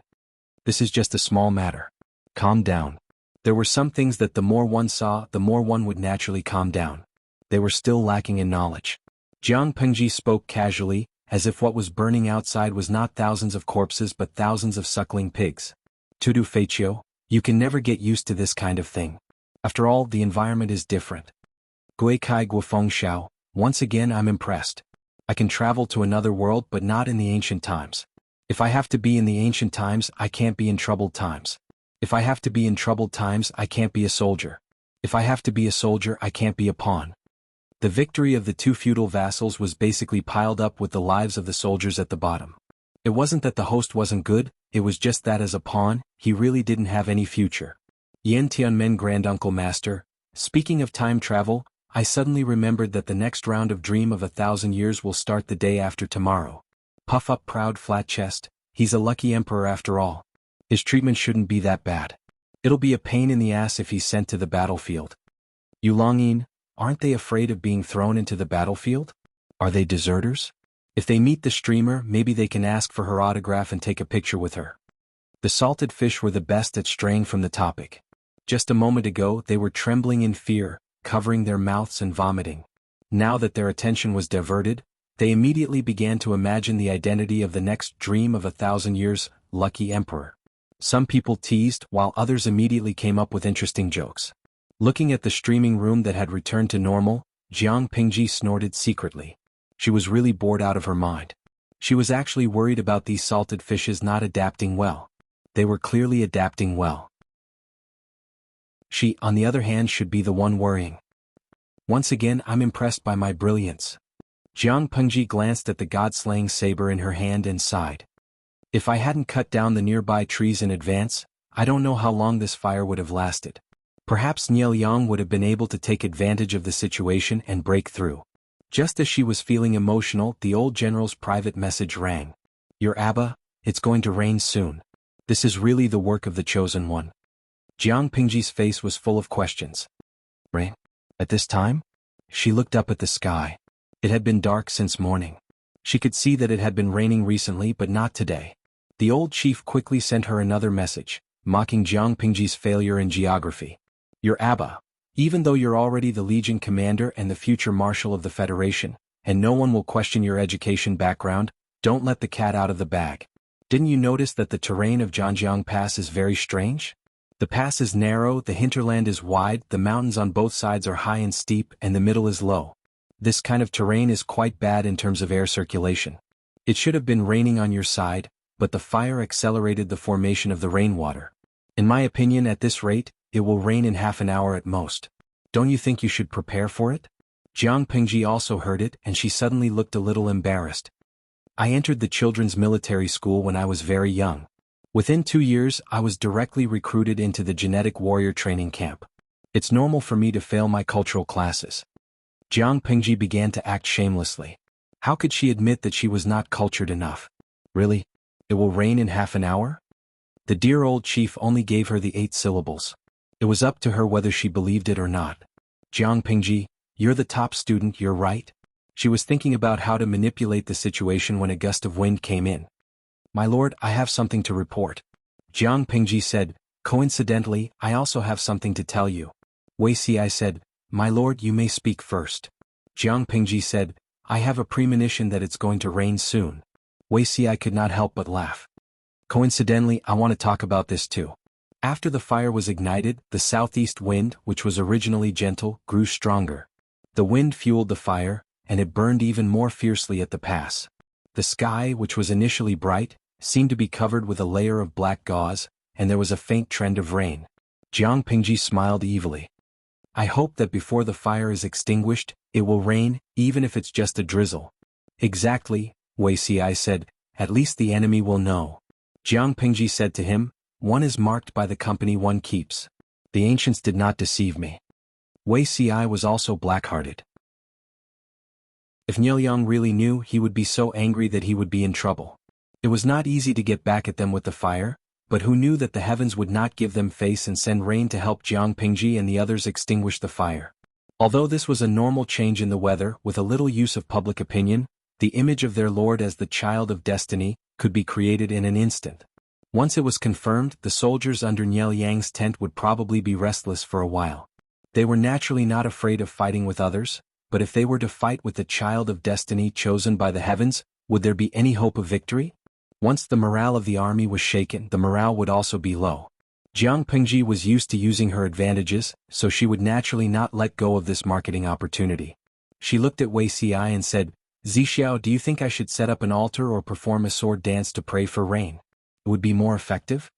Wei Xi said, no, if there is no rain, won't the Lord be passive? Even if Wei Xi was 90% confident, he dared not joke around with Jiang Pingji's reputation. Wei Xi rejected it and Jiang Pingji did not insist. She did not like to dance. The two of them muttered. Qiguan Rang and the others were in a much more difficult situation. Old Master Sun Wen was sent away due to his old age, so he could not leave at will. His originally fair and clean face was smoked black, and the beard that he carefully groomed every day was also a little burnt. Because the fire could not be controlled, Qiguan Rang could only retreat from the danger zone. The medic saw that the back of his hand was red and swollen, and he suggested, Military advisor, the back of your hand is swollen. Why don't you apply some ointment on it first? Qiguan Rang agreed. When the medic applied ointment on his hand, a drop of water fell on his eyelashes. He blinked subconsciously and after a while, another drop of water fell between his eyebrows. Qiguan Rang widened his eyes in shock, and he asked the medic with difficulty. Do you feel anything? There seemed to be raindrops just now. At this moment. Chapter 1484. It's not an illusion, it's really raining. Qiguan Rang, who was always calm, did not care that the medics were still bandaging his wounds.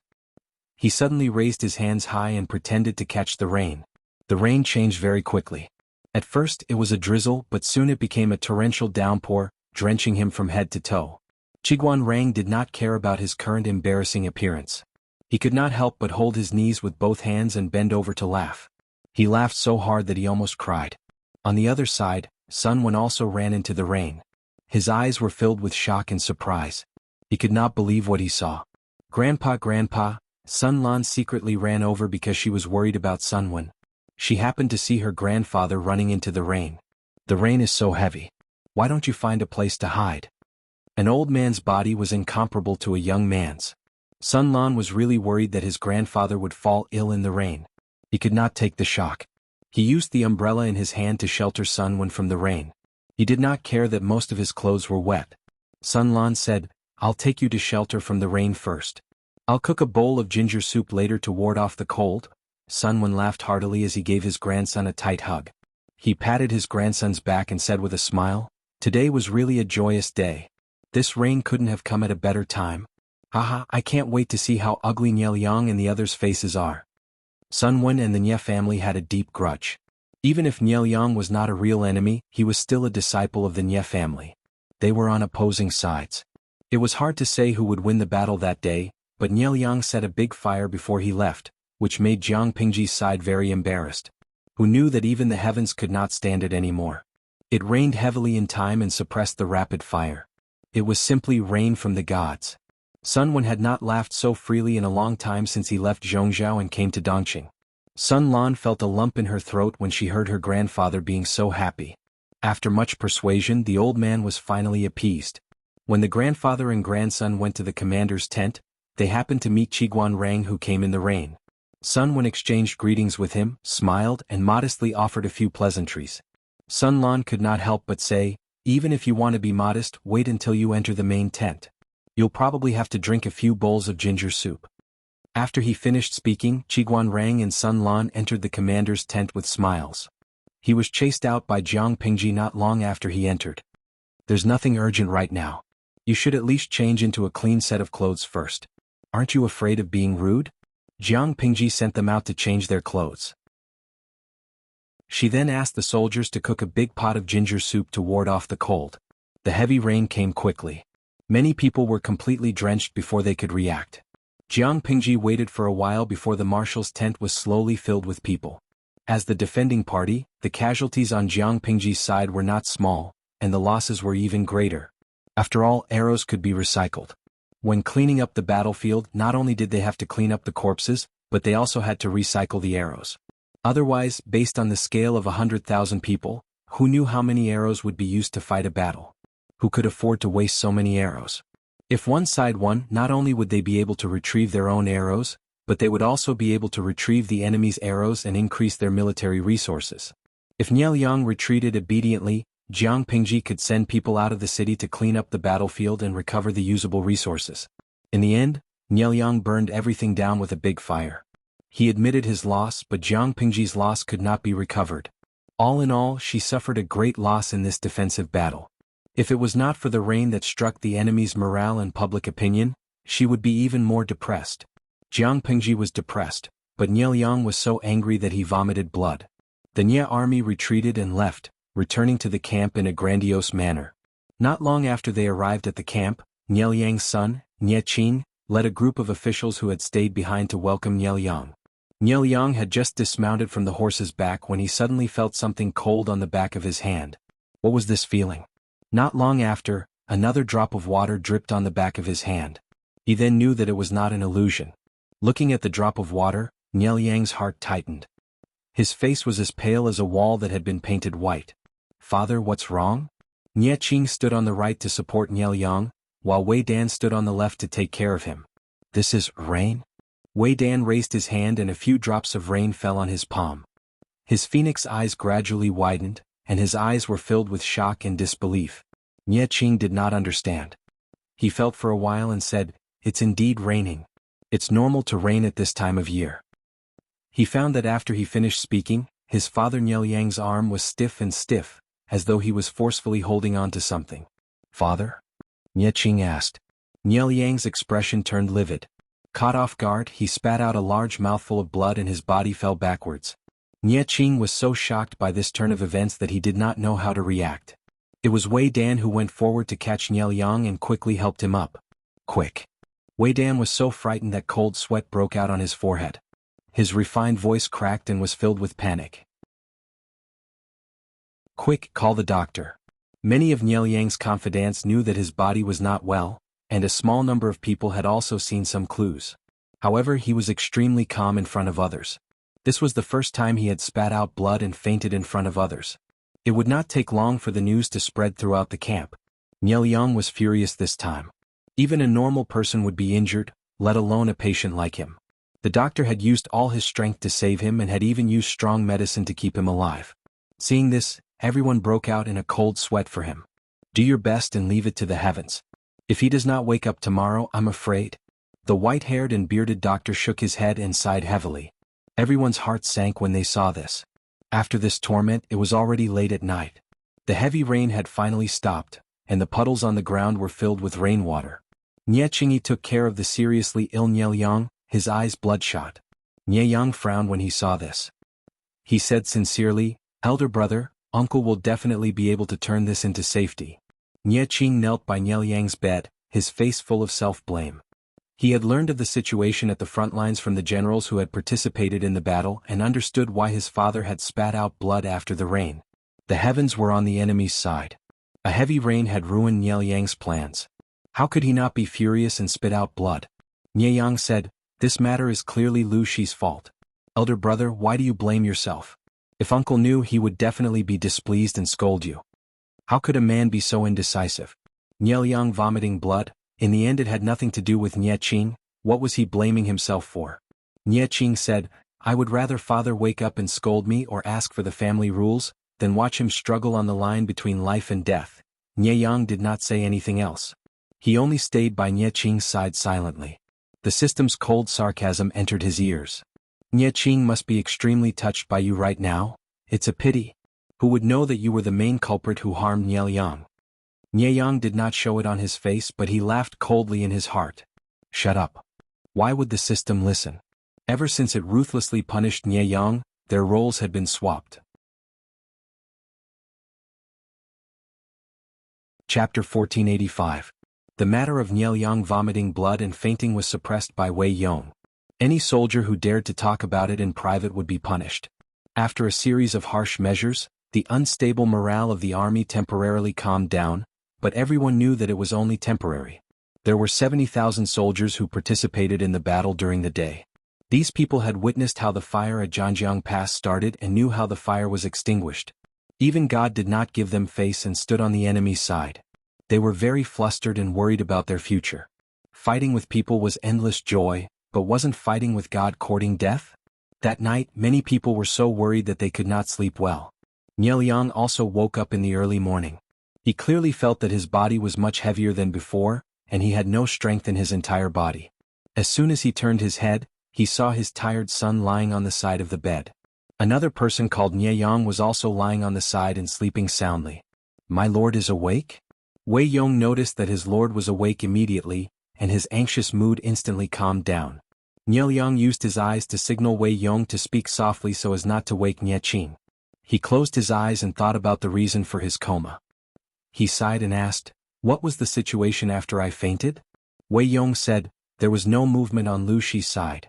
Some soldiers in the camp spread rumors and dealt with it immediately. The morale of the army could not be shaken. Once it was shaken, the war would not be easy to fight.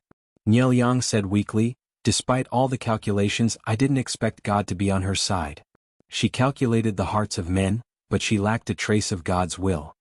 After all, he was an ancient person. He did not know that the fire would heat up the air on the ground and cause it to expand and rise. He also did not know that the air above would contract and sink. The two would cause the water vapor in the air to condense into clouds and mist. Recently the weather was about to rain. Nie Yang's fire only brought the rain forward. Not knowing this, Nie Yang would naturally attribute this coincidental rain to God's will like the others. Wei Yong said, my lord, why do you say such depressing words? So what if it's God's will? Everything depends on human effort. Nie Yang smiled weakly. You're right. He had never been a person who believed in fate, but this coincidence made him crazy. My lord, please rest for a while. I will call the doctor over now. Nie Ying was shrouded in a layer of haze, but Jiang Pingji, who was his opponent, could not cheer up. On the contrary, she flipped over the bronze table in anger. Bai Ning immediately stepped forward to plead for leniency. My lord, please calm your anger. This general thinks that there are many suspicious points in this matter. We might as well return and continue the interrogation. He had no choice but to stand up. His daughter, Bai Yuexia, was also involved in the leak of the carpentry workshop's secrets. He had never seen his lord so angry before. He was so scared that his liver trembled. Jiang Pengji suppressed her anger and did not continue tormenting the bronze table. Perhaps she would not have the chance to do so in the future. What? The bronze table covered with his lord's handprints was bent in her rage. Aside from Bai Ning, there were also others who stood up to plead for Zhang Ping, Xiao Guang and the others. Jiang Pingji's anger was too terrifying. They were really worried that their lord would order the execution of the three of them in a fit of anger. Why did he want to kill them? Because many of the carpentry workshop's secrets were leaked, Zhang Ping and the other two were implicated. Old Man Sun Wen wanted to say a few words to persuade Jiang Pingji to punish them lightly and spare their lives. Out of the corner of his eye, he saw that Wei Ci was as still as a mountain. He could not help but frown. Zhang Ping and Wei Ci were close friends. The former was in trouble, but the latter did not say anything. Either Wei Ci was clean and gave up on his friend Zhang Ping, refusing to plead for him and sully himself, or Wei Ci was confident that nothing would happen to Zhang Ping and the others. Sun Wen glanced at Qiguan Rang again and found that he was also as calm as Mount Tai. He held his newly made feather fan and closed his eyes in deep thought. Well, it looked like it was the latter. That was the truth. Although Jiang Pingji was angry, she did not plan to do anything to Zhang Ping and the others, let alone order their execution. She calmed her anger and glanced at the messenger. She said, "Tell me everything in detail." The matter was simple.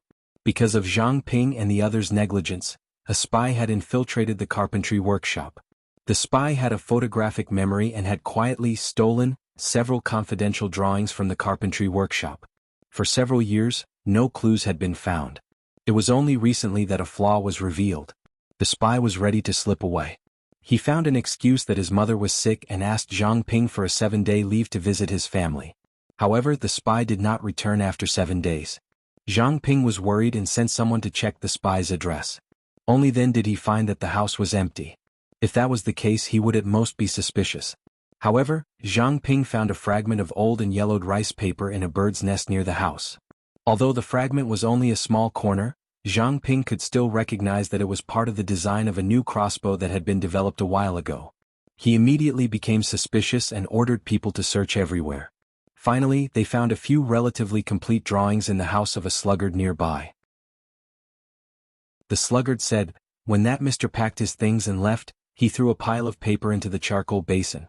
I secretly stole some of them and hid them in my house. There are even words on them. When my son grows up, he can learn a word or two." "Sir, I'm really not a thief." Zhang Ping felt dizzy when he heard this. The carpentry workshop had strict rules. No drawings could be taken out, and the confidential contents would be backed up and hidden in a secret storeroom. The storeroom had 3 locks and only he, Xiao Guang, and Bai Yuexia could open it with the keys. The storeroom was heavily guarded, and there hadn't been any unusual movements recently. The only explanation was that the spy had secretly recorded the drawings and made a copy when he came back. Zhang Ping realized that the situation wasn't good and immediately reported this matter to Su Ku, Feng Jin, and the others. On one hand, they sent troops to kill the spy, and on the other they carefully investigated the truth of the matter. This spy was a member of the Mo family who had sought refuge with Zhang Ping many years ago. Because Zhang Ping disliked his ability, he had never been put in an important position. Later, the spy was transferred to Xiao Guang's side. Xiao Guang had a good temper and would occasionally give the spy some work. The real reason this spy was promoted was because of Bai Yuexia. Bai Yuexia had discovered that the spy had a photographic memory. Although this person's talent was weak and his creative ability was lacking, he was honest, loyal, and willing to endure hardships. After a few years of experience, he slowly climbed up. After accumulating enough experience, Bai Yuexia would occasionally guide him, and the spy once again entered the eyes of Zhang Ping and Xiao Guang. For the past year, the spy had participated in the remodeling design and was qualified to access the confidential drawings, so he secretly made a copy. Because Zhang Ping and the others would update the drawings at any time and make changes to the details, the spy had quite a few copies. He took the final version of the draft and burned the rest, but he didn't expect a nearby sluggard to intercept a part of it.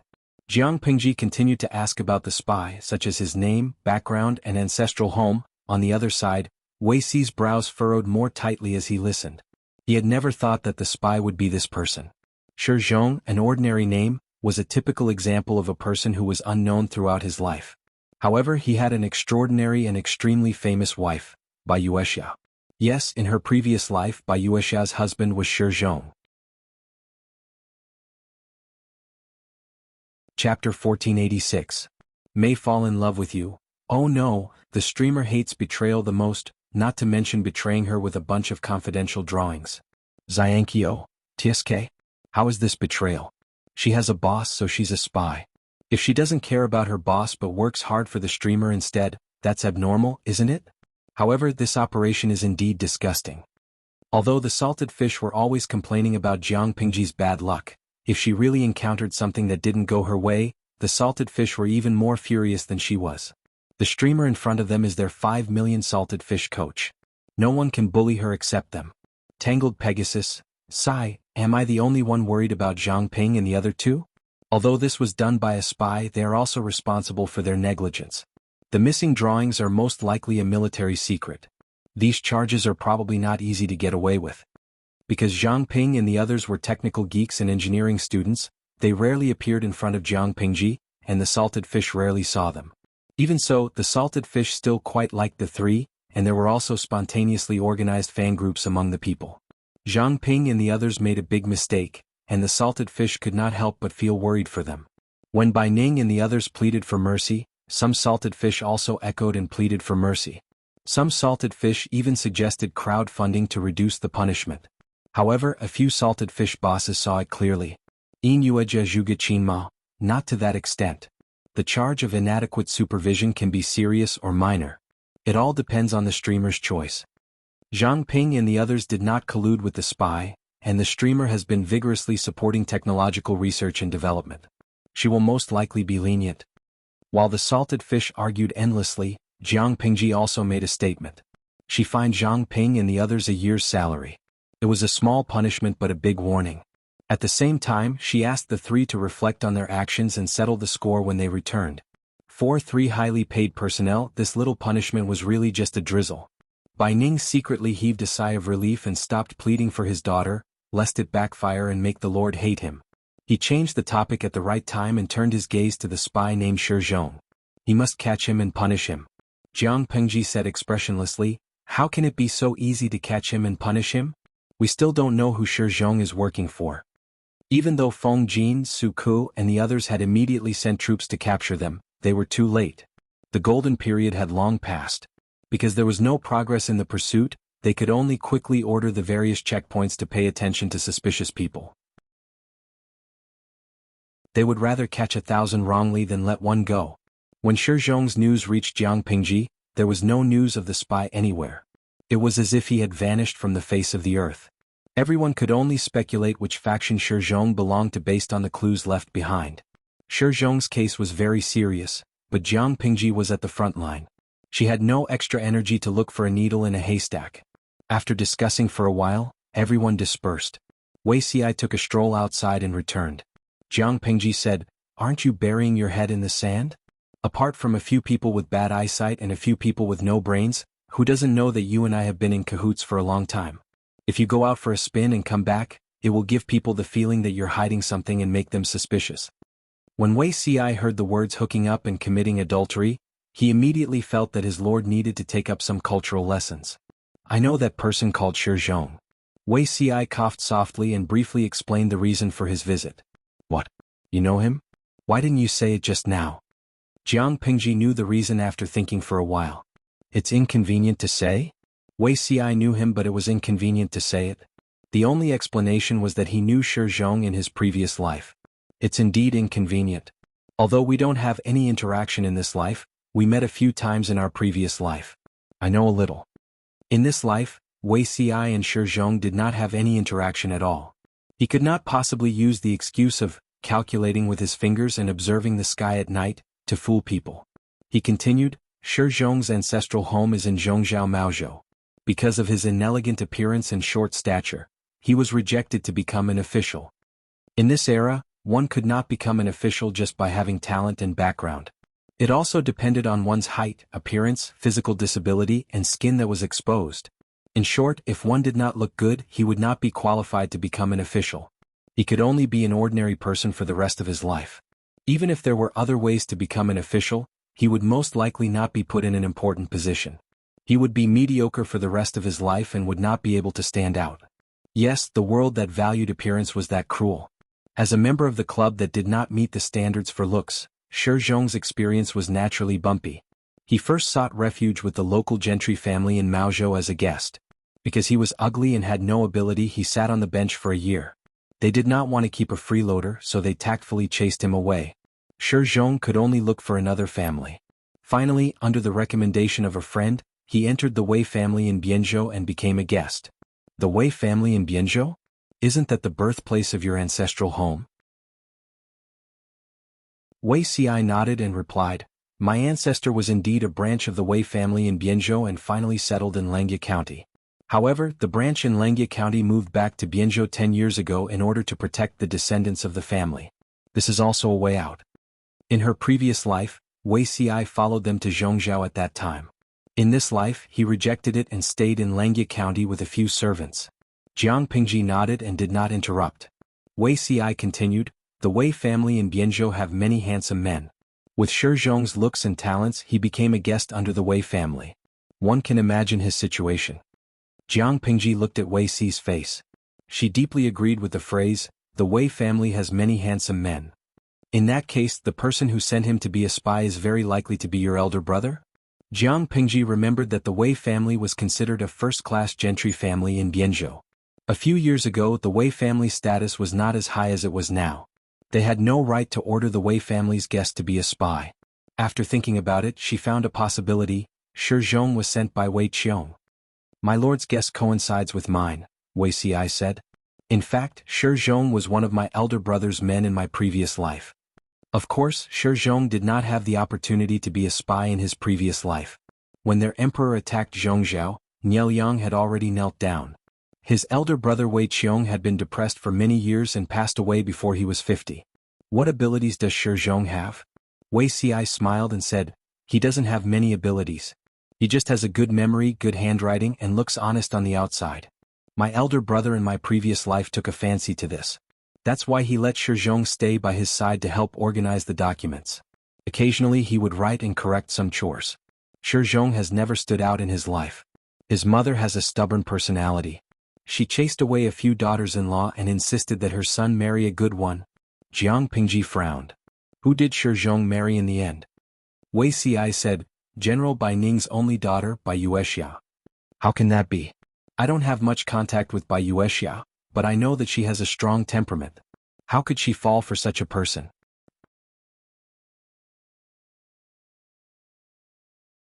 Chapter 1487. Wei Ci also smiled bitterly. Regarding this point, he vaguely heard the reason from Her Majesty. There were no more than 3 reasons why Bai Yuexia chose Shi Zhong. First, Shi Zhong knew how to please his father-in-law and increase Bai Ning's favorability. Second, Bai Yuexia also felt that she should have a child to continue the bloodline and let her father, Bai Ning, feel more at ease in his old age. Third, Shi Zhong was a man with no ability and was easy to bully. No matter how much he roared or barked, he was still the same. When all men are men, there is only one father. What the ancient said makes some sense. In summary, Bai Yuexia was willing to end her single life only for her old father, Bai Ning. There were many men in the world who could be a husband, but there was only one father. How could the two be compared? It was not appropriate for him to say these details, so he just vaguely explained the general situation. He said, Bai Yuexia was almost 30 in her previous life, but she still refused to get married. General Bai Ning was very worried. Shi Zhong was forced by his mother and somehow he set his eyes on her, hoping that Bai Yuexia could help him in his career. Shi Zhong was self-aware and did not take the initiative to approach the girl. Instead, he took a detour to look for General Bai Ning. After a while, he had a good impression of her. Shi Zhong pretended to be good before marriage, but after a few years of marriage, he revealed his true nature. He could not tolerate his wife being in a high position and humiliating his dignity as a husband. Jiang Pingji laughed. That's funny. On one hand he wants his wife to help him, but on the other hand he can't tolerate his wife being in a higher position than him. What does that mean? Does he think that if Bai Yuexia helped him and gave him a chance he would be able to rise to the top? Doesn't he have any idea what kind of qualifications he has? Wei Ci said, there are many people in this world who are more ambitious than the sky. Maybe that's what he thinks. In the end, Bai Yuexia and Shi Zhong were married for a few years and had 2 children. Shi Zhong was still a small official who could not be put in an important position, but Bai Yuexia's career became smoother and smoother. She became the Minister of Works, one of the 6 ministries. Everyone in the imperial court knew that Bai Yuexia had a good-for-nothing husband. When his colleagues gathered together, there were always people who teased or ridiculed Shi Zhong, asking him why, as the head of the family, he couldn't control his wife. Shi Zhong had long held a grudge against Bai Yuexia for not doing her best to support him. Now he was even more furious and jealous. He did not know when it started, but Shi Zhong started to wander around the red light district. The first time he went there, his colleague informed Bai Yuexia. Bai Yuexia waited for him to return to the mansion and interrogate him. Shi Zhong knew his colleague's secret and was ashamed and angry. He lost his composure and wanted to use domestic violence. As the daughter of a general, how could Bai Yuexia be at a disadvantage? On the contrary, it was Shi Zhong who was beaten black and blue by her, crying and wailing. After learning the whole story of her son's beating, Shi Zhong's mother secretly urged Bai Yuexia to resign from her position and stay at home to serve her husband and teach her son. Shi Zhong's mother pushed and fought, and Bai Yuexia had a miscarriage. She didn't know she was pregnant until she miscarried. Jiang Pingji said, in this world, other than blood-related men and married men, what man can't be a husband? She can actually tolerate it? Wei Ci said, of course she didn't. Coincidentally, Her Majesty was implementing the one family, two household system. She used her official position to force Shi Zhong to agree. She originally wanted to register both children into her family and then prepare for a divorce. However, Shi Zhong and his mother refused to agree, and the law did not support Bai Yuexia's taking the two children, so she took her eldest daughter away. This daughter is very promising, but that son was raised to be useless. Bai Yuexia's eldest daughter was chosen to be the study companion of the crown prince, Jiang Yan. Looking at the relationship between the two children, they would definitely be the left and right arms of the young emperor in the future. Bai Yuexia's son was raised to be arrogant and willful by Shi Zhong and his mother. After Shi Zhong remarried, his wife maliciously praised him to death. When the child was 15 years old, he fought with others and rode a horse to race. He trampled 6 people to death and was finally sentenced to death. Jiang Pingji was not surprised. Shi Zhong and his mother are not good. How can they teach their child well under the influence of what they see and hear? Wei Xi said, "That child, I'm afraid his innate talent is not good. He takes after his father." Before Bai Yuexia divorced, she was the one who raised the child. Not long after the divorce, Bai Yuexia found out about her son's situation in the residence. She wanted to raise him, but unexpectedly, the child pointed his finger at his biological mother and insulted her, comparing her to a prostitute. Bai Yuexia was so angry that she completely gave up on this son and refused to acknowledge him anymore. Of course, in the end, she was the one who sent people to the market to collect her son's corpse. Their mother-son relationship was limited to that. Shi Zhong is really a bad person. After he separated from Bai Yuexia, he often referred to himself as the husband of the Minister of Works. Usually he would drink with his scoundrels and gossip about Bai Yuexia's private affairs. He often visited brothels and his mother slandered and insulted him everywhere. Officials were very concerned about their reputation. No matter what happened internally, their reputation must not be tainted on the surface. If Bai Yuexia was not trusted by Her Majesty and she was usually cautious and reliable, she would probably be depressed by the imperial censor's criticism. Wei Xi said, "I thought that Bai Yuexia had long entered the Lord's tent and she would not meet Shi Zhong. I didn't expect to meet him in this way." Jiang Pingji said, "Maybe this is called fate. Even if it's fate, it's an ill-fated relationship." Wei Xi sighed. "Compared to Shi Zhong, I think Shiheng is better. It's a pity that Shiheng has worked with her for several years, but they still address each other as colleagues. There doesn't seem to be any romantic feelings between them. If the two of them can get married, it will be perfect." Zhang Ping was fated to have a plum wife and a crane son in his previous life. This was also his pursuit, so Wei Xi could not persuade him otherwise. In this life, he saw that Zhang Ping's obsession with being single for the rest of his life was not very deep. Perhaps there was a chance. Jiang Pingji said, "If you were an iceman, I'm afraid you would starve to death." Wei Xi asked, "Why?" Jiang Pingji said, "Matchmaking is also a skill. How can I mess around like you?" Wei Xi held back his laughter and said, "I hope that my lord can point out the right path." Jiang Pingji said as if she had been through it, "To deal with this kind of situation, you should get straight to the point. Don't pretend to be ambiguous. Ask them what their impression of each other is and whether they are willing to lie in the same coffin after 100 years. Won't that solve the problem?" Wei Xi was speechless. Wasn't this too simple and crude? I'll go back and try. Maybe I can be a matchmaker. I haven't been to a wedding for a long time. Jiang Pingji hesitated for a while and said, "Wait, why do you want to matchmake Shiheng and Yuexia and not someone else?" "It's not that I'm biased, but Shiheng has a dignified appearance. If he has the intention to get married, I'm afraid that his family's doorstep will be flattened by icemen. The possibility of him choosing Yuexia doesn't seem high?" Wei Xi held back his laughter and said, "Shiheng doesn't rely on a face to distinguish beauty from ugliness, he relies on his hands." Because of this strange illness, others thought that Zhang Ping was arrogant and difficult to get along with. Wei Xi was one of the few friends he had. He took the initiative to get to know Wei Xi only because he had a pair of hands that made people fall in love at first sight.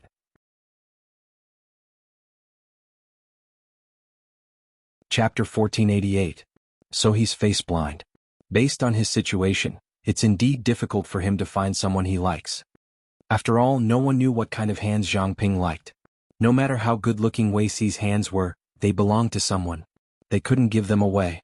Wei Xi said, "My lord, why don't you send someone to guard the mountains near Zhanjiang Pass? Maybe there will be some gains." Since Shi Zhong was sent by Wei Xi's elder brother, Wei Dan, He would definitely find a way to hand the things over to Wei Dan after stealing the secrets. At this time, Wei Dan was in the Nye camp outside the pass. Shi Zhong would definitely not go far. He would most likely cross the border nearby and sneak in. Jiang Pingji nodded. I understand. Later, send someone to guard and arrest any suspicious people. Since the end of the siege, the troops of the two armies had not moved. Nye Liang needed to recuperate, and Jiang Pingji needed to reorganize the troops. She counted with her fingers. The supplies sent by the logistics were almost here. Time passed in a flash. The new episode of Dream of a Thousand Years began the lucky draw. The 5 million salted fish rubbed their hands excitedly. Yen Rian, make another wish. I'm willing to exchange 15 pounds of meat for a dream of 1,000 years! Tong Meng, I also make a wish. I'm willing to exchange Tang Chi for a dream of 1,000 years! Fu Duo, choose me. I woke up early today to go to Jinshan Temple to pray. I'm very devout. Looking at the screen full of prayers and metaphysics, Jiang Pingji sighed and pressed the lucky draw button. Countless salted fish IDs flashed in the center of the screen. After a minute there was a beep. The lucky emperor was born. Lan Shui Yubuja, me. It's actually me. I'm so lucky. Goodbye, I'm going to cross over. The lucky emperor was so excited that he was incoherent. The other salted fish felt sour in their hearts and roared angrily, bah! Because of the previous lucky emperor's strategy posts, the salted fish were seriously prepared, regardless of whether they were lucky enough to cross over. Maybe one day they would be lucky enough to cross over. The new lucky emperor happily ran to her Simmons bed. She did not take off her clothes or shoes. She lay flat on the bed and closed her eyes. Not long after, she felt a sense of weightlessness as if she had flown into the sky. When she opened her eyes, the scenery around her had changed greatly. She was not lying on a spring mattress but wild grass and gravel. No way, so unlucky, a slightly deep male voice escaped from his throat, scaring her into covering her mouth. After a while, she carefully moved her other hand down to his Adam's apple, and then down to his flat chest. She continued to move down, and her face turned red as she let go of her hand. Oh my, not only did he come to the wilderness, he even turned into a man. She mumbled as she looked around and found a screen floating in the air. The screen was filled with comments from the salted fish. Since she had read the previous European Emperor's Guide, she accepted it very well and did not make a fuss about it. Hi everyone. Baby is the new lucky king. Acting cute, #carrot. #. Unexpectedly, the salted fishes didn't buy it at all. They all sent vomiting emojis. Tudu Feichio, find a puddle and look at yourself. Don't act cute if your looks aren't good enough. It hurts my eyes. Jingying, it's not too ugly but it's below the standard of a normal person. The killing power of acting cute is comparable to Sister Feng who just debuted. The salted fishes chatted one after another. The European emperor couldn't help but raise his hand to touch his face and look for a puddle. I was scared to death.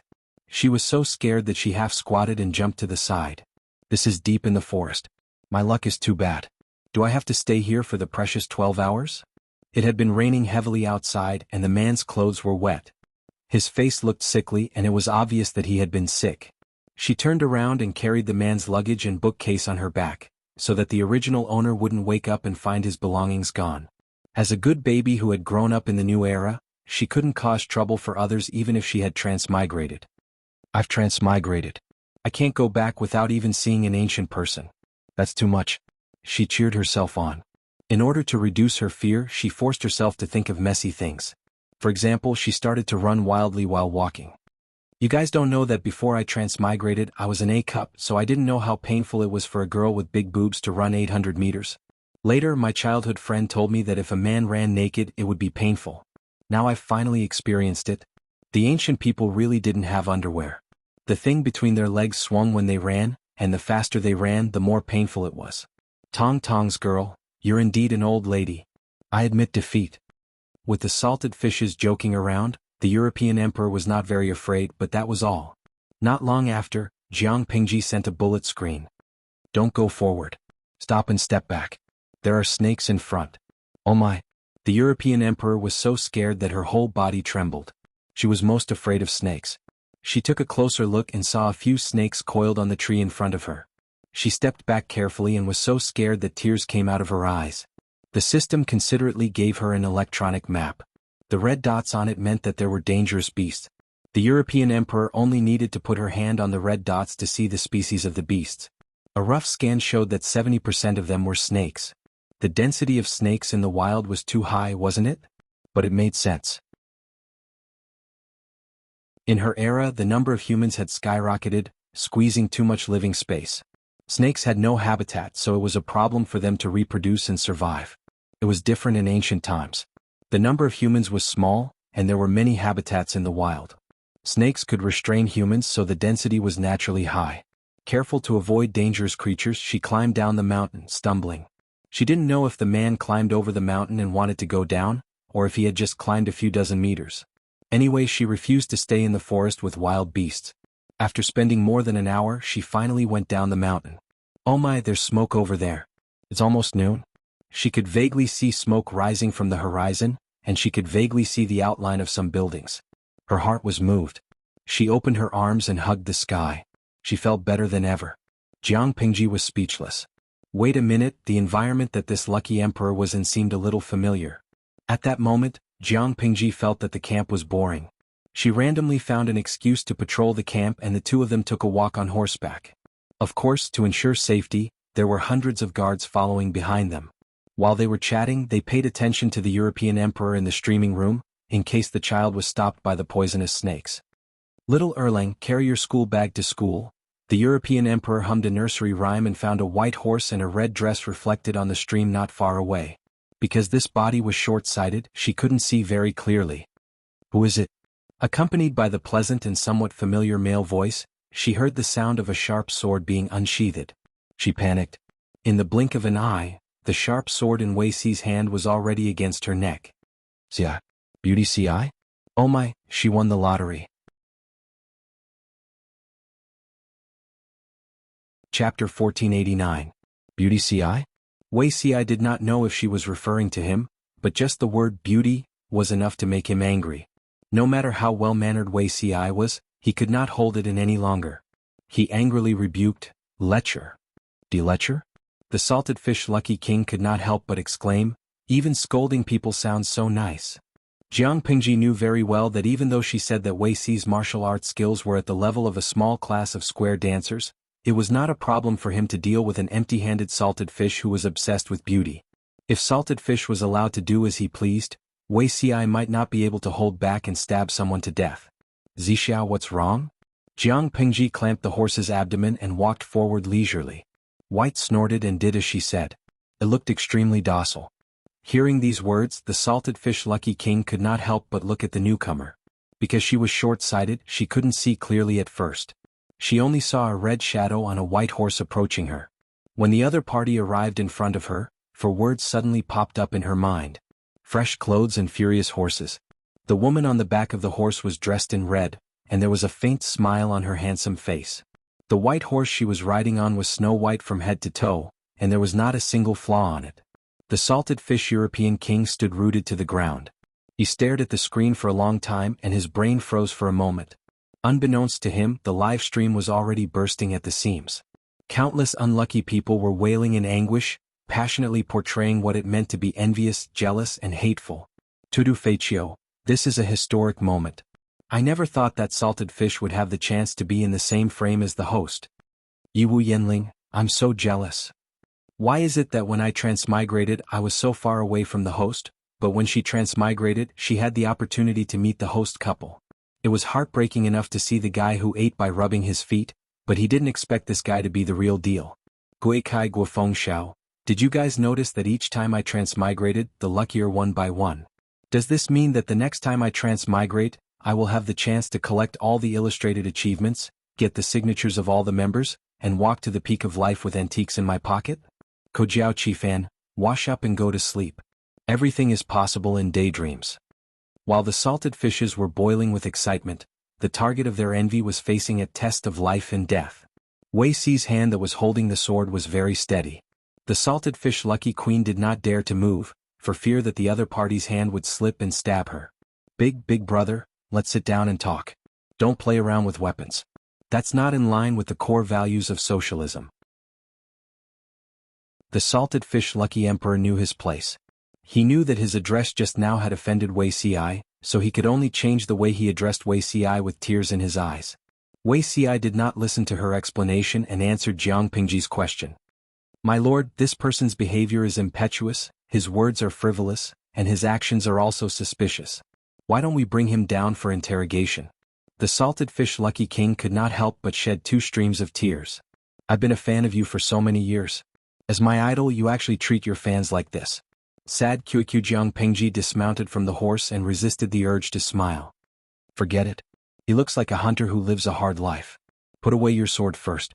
Look, he's so scared that he's about to cry. Wei Ci did as he was told and skillfully sheathed the snow-white sword. When the salted fish Lucky Queen saw this, she secretly swallowed a mouthful of saliva.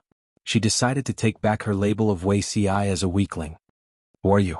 Jiang Pingji asked with a pleasant expression. The salted fish Lucky Queen's eyes darted around. When she saw the system's notification, she secretly heaved a sigh of relief. I'm a hunter from the nearby mountains. Greetings, my lord.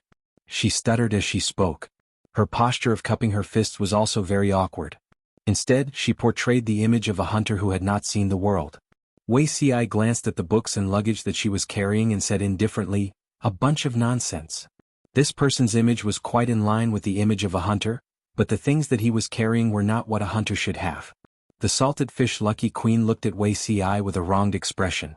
She was answering according to the system's notification. Could it be that the system was making fun of her? Wei Ci asked, you said that you're a hunter. Then whose things do you have on you belong to? When the salted fish Lucky Queen heard Wei Ci's question, she suddenly had the illusion that her heart was beating 70 beats per minute. If Jiang Pingji was not by her side, she really wanted to pounce on Wei Ci and hug him. Even if she would be stabbed a few times by the other party, it would be worth it. Even if she died under a peony flower, she would still be a romantic ghost.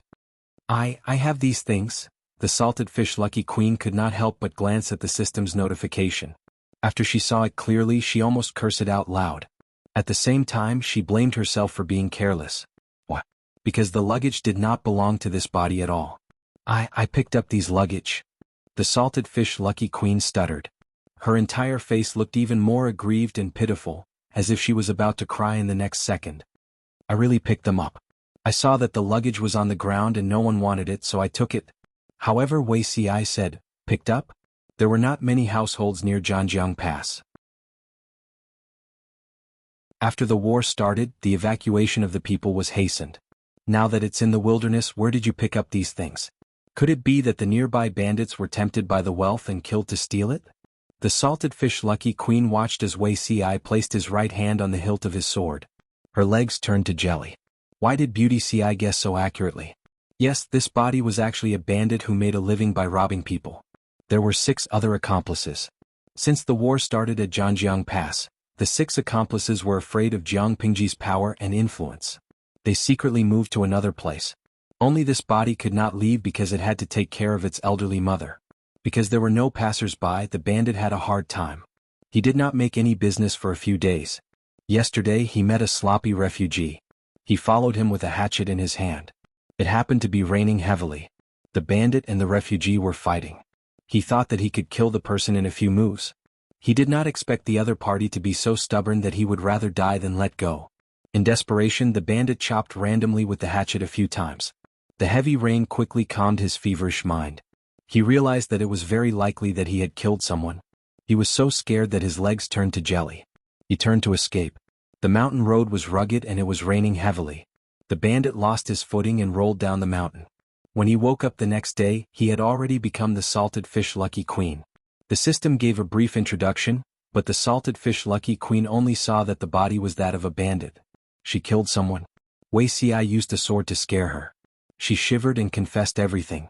Wei Ci's face was livid. Jiang Pingji, who was standing 2 steps away from him, secretly facepalmed. She was sure that the salted fish Lucky Queen was a good girl. She would confess whatever Wei Ci lied to her. In a more complicated environment, she would not survive more than 2 episodes. Jiang Pingji even covered up for her and said that she was a hunter who lived nearby. So, you really killed someone to steal their wealth? Wei Ci's left thumb pushed against the sword's guard. The snow-white blade was slightly unsheathed. Chapter 1490. She thought she was lucky enough to meet two of her idols. She didn't expect Wei Ci, one of her idols, to want to kill her. Was she going to be the first unlucky person to die in the hands of her idols in the history of Dream of 1,000 Years? The more she thought about it, the sadder she felt. The more she thought about it, the more she wanted to cry. At the critical moment when her life was threatened, she cried herself hoarse. Wei Ci was speechless. This bandit was not tall, but his muscles were solid. He belonged to the short and capable type, and he had a ferocious appearance. He didn't expect that the honorable person who could cure children's cries at night would have a cowardly and weak heart. He only said a few words and the other party actually cried. No matter how bad Jiang Pingji's temperament was, she would not deliberately humiliate someone who treated her sincerely. The lucky guy in front of her was even her fan. Zixiao, why don't you send someone to investigate the things he robbed? Even though he is a robber who has done many evil things, his filial piety is commendable. The law is nothing more than human feelings. If you really want to punish him, you have to let him settle down his old mother at home first. We can't let the old lady lose her son and have no one to take care of her. Jiang Pingji's voice was like the sound of heaven to the salted fish lucky guy's ears. What do you think? Wei Ci took 2 steps back and bowed. It's all up to you, my lord. The salted fish lucky guy heaved a sigh of relief. His eyes were as red as a rabbit's, inexplicably weakening his fierce temperament. Jiang Pingji said, I'll keep an eye on him. Zixiao, go and investigate. Let me know the results. Wei Ci disagreed. This person is a robber after all. What he does is murder and robbery. How can my lord be with him? Jiang Pingji smiled. If he had the ability to hurt me, he wouldn't just be a robber. After Wei Ci walked a few steps away, the salted fish lucky guy's expression instantly brightened. He lowered his voice and said, Streamer, you're amazing. She thought Wei Ci was a soft and cute scholar. She didn't expect to meet him face to face, only to find out that she was intimidated by Wei Ci's aura. Jiang Pingji said, You don't have to worry about your safety in the few hours you stay here. It was fine in the past. After all, the salted fish were far away from her. But now she was right under her nose, and they were near the battlefield of the 2 armies. If he left her to wander outside alone, who knew if she could survive for more than 12 hours?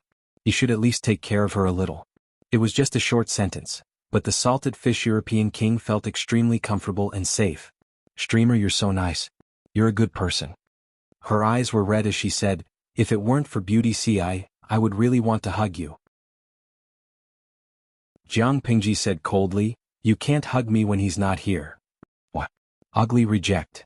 Salted fish lucky king, ing. While they were talking, Wei Ci walked over in a hurry, seeming to have lost his composure. In his hands were a few pieces of fine silk cloth. Master, look. Wei Ci handed the cloth to Jiang Pingji. She took it and unfolded it. She frowned slightly. On it was a drawing of the woodworking workshop's top secret. She gestured at salted fish with her peripheral vision and asked Wei Ci, Shizhong? Wei Ci shook his head. This person is definitely not Shizhong. He didn't have much interaction with Shizhong in his previous life, but he had met him twice in a hurry. If salted fish European king's body was really Shizhong's, there was no reason that Wei Ci couldn't recognize him the first time they met.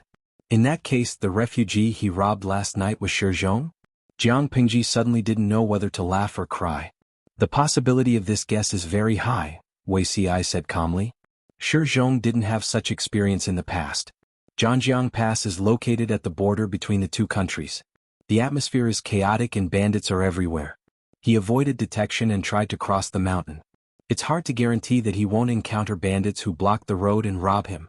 In the previous life and this life, everyone's fate had changed greatly. Shizhong was still as unlucky as ever. Jiang Pingji said, Send someone to search the mountain. I want to see him alive or dead. Regardless of whether Shizhong was truly loyal to her, he had worked under her for a few years. Wasn't it a betrayal to betray his master now? She could tolerate the shortcomings of her subordinates, but she couldn't tolerate her subordinates betraying her. Traitors had to die. It's best if he's alive. I'll kill him myself. Salted fish European king interrupted and asked her, What if he's dead? Whip the corpse. You have a heavy taste. Wei Ci's face darkened and he scolded, Don't be rude. Salted fish European king immediately became as quiet as a quail. She didn't even dare to look around. The real Beauty Ci was very different from the gentle gentleman she imagined. She felt pressured. Jiang Pingji heard her ridicule and laughed. Do you know? This is the difference between the original and my peers. Incisive. Salted Fish gave Jiang Pingji a thumbs up. Human nature was complicated. People would show different faces to different people. Wei Ci was no exception. To friends he was talkative and considerate. To outsiders he was elegant and dignified. To his lord, he was loyal and devoted. To those who offended his lord, he naturally had a stern and angry side. The Wei Ci in Salted Fish's mind was based on the Wei Ci she saw in the streaming room. Naturally, it was different from reality. Wei Ci sent someone to search for Shi Zhong's corpse, but after searching the mountain, they only found a pool of blood and drops of blood scattered intermittently along the way. Shi Zhong wasn't hacked to death last night. After waking up, he hastily treated his wounds and left. Looking at the time, he's most likely at the Nye camp. Wei Ci said, "When I sent people to search the mountain, the soldiers reported that there were obvious footprints nearby. The number of people was between 15 to 20. This group of people seemed to be looking for something, but they returned home when they couldn't find it. I boldly guessed that this group of people was led here by Shi Zhong? Most likely so." Jiang Pingji silently calculated the time in her heart and roughly reconstructed the process. The bandits slashed Shi Zhong randomly and thought that he was dead. In a hurry they ran and fell down the mountain. In fact, Shi Zhong only fainted. When Shi Zhong woke up, he knew that he couldn't snatch the things from the bandits alone. He could only continue to climb the mountain and seek refuge in the Nye camp. Then he would bring people to look for the bandits. Unexpectedly, the bandits were transmigrated by Lucky King.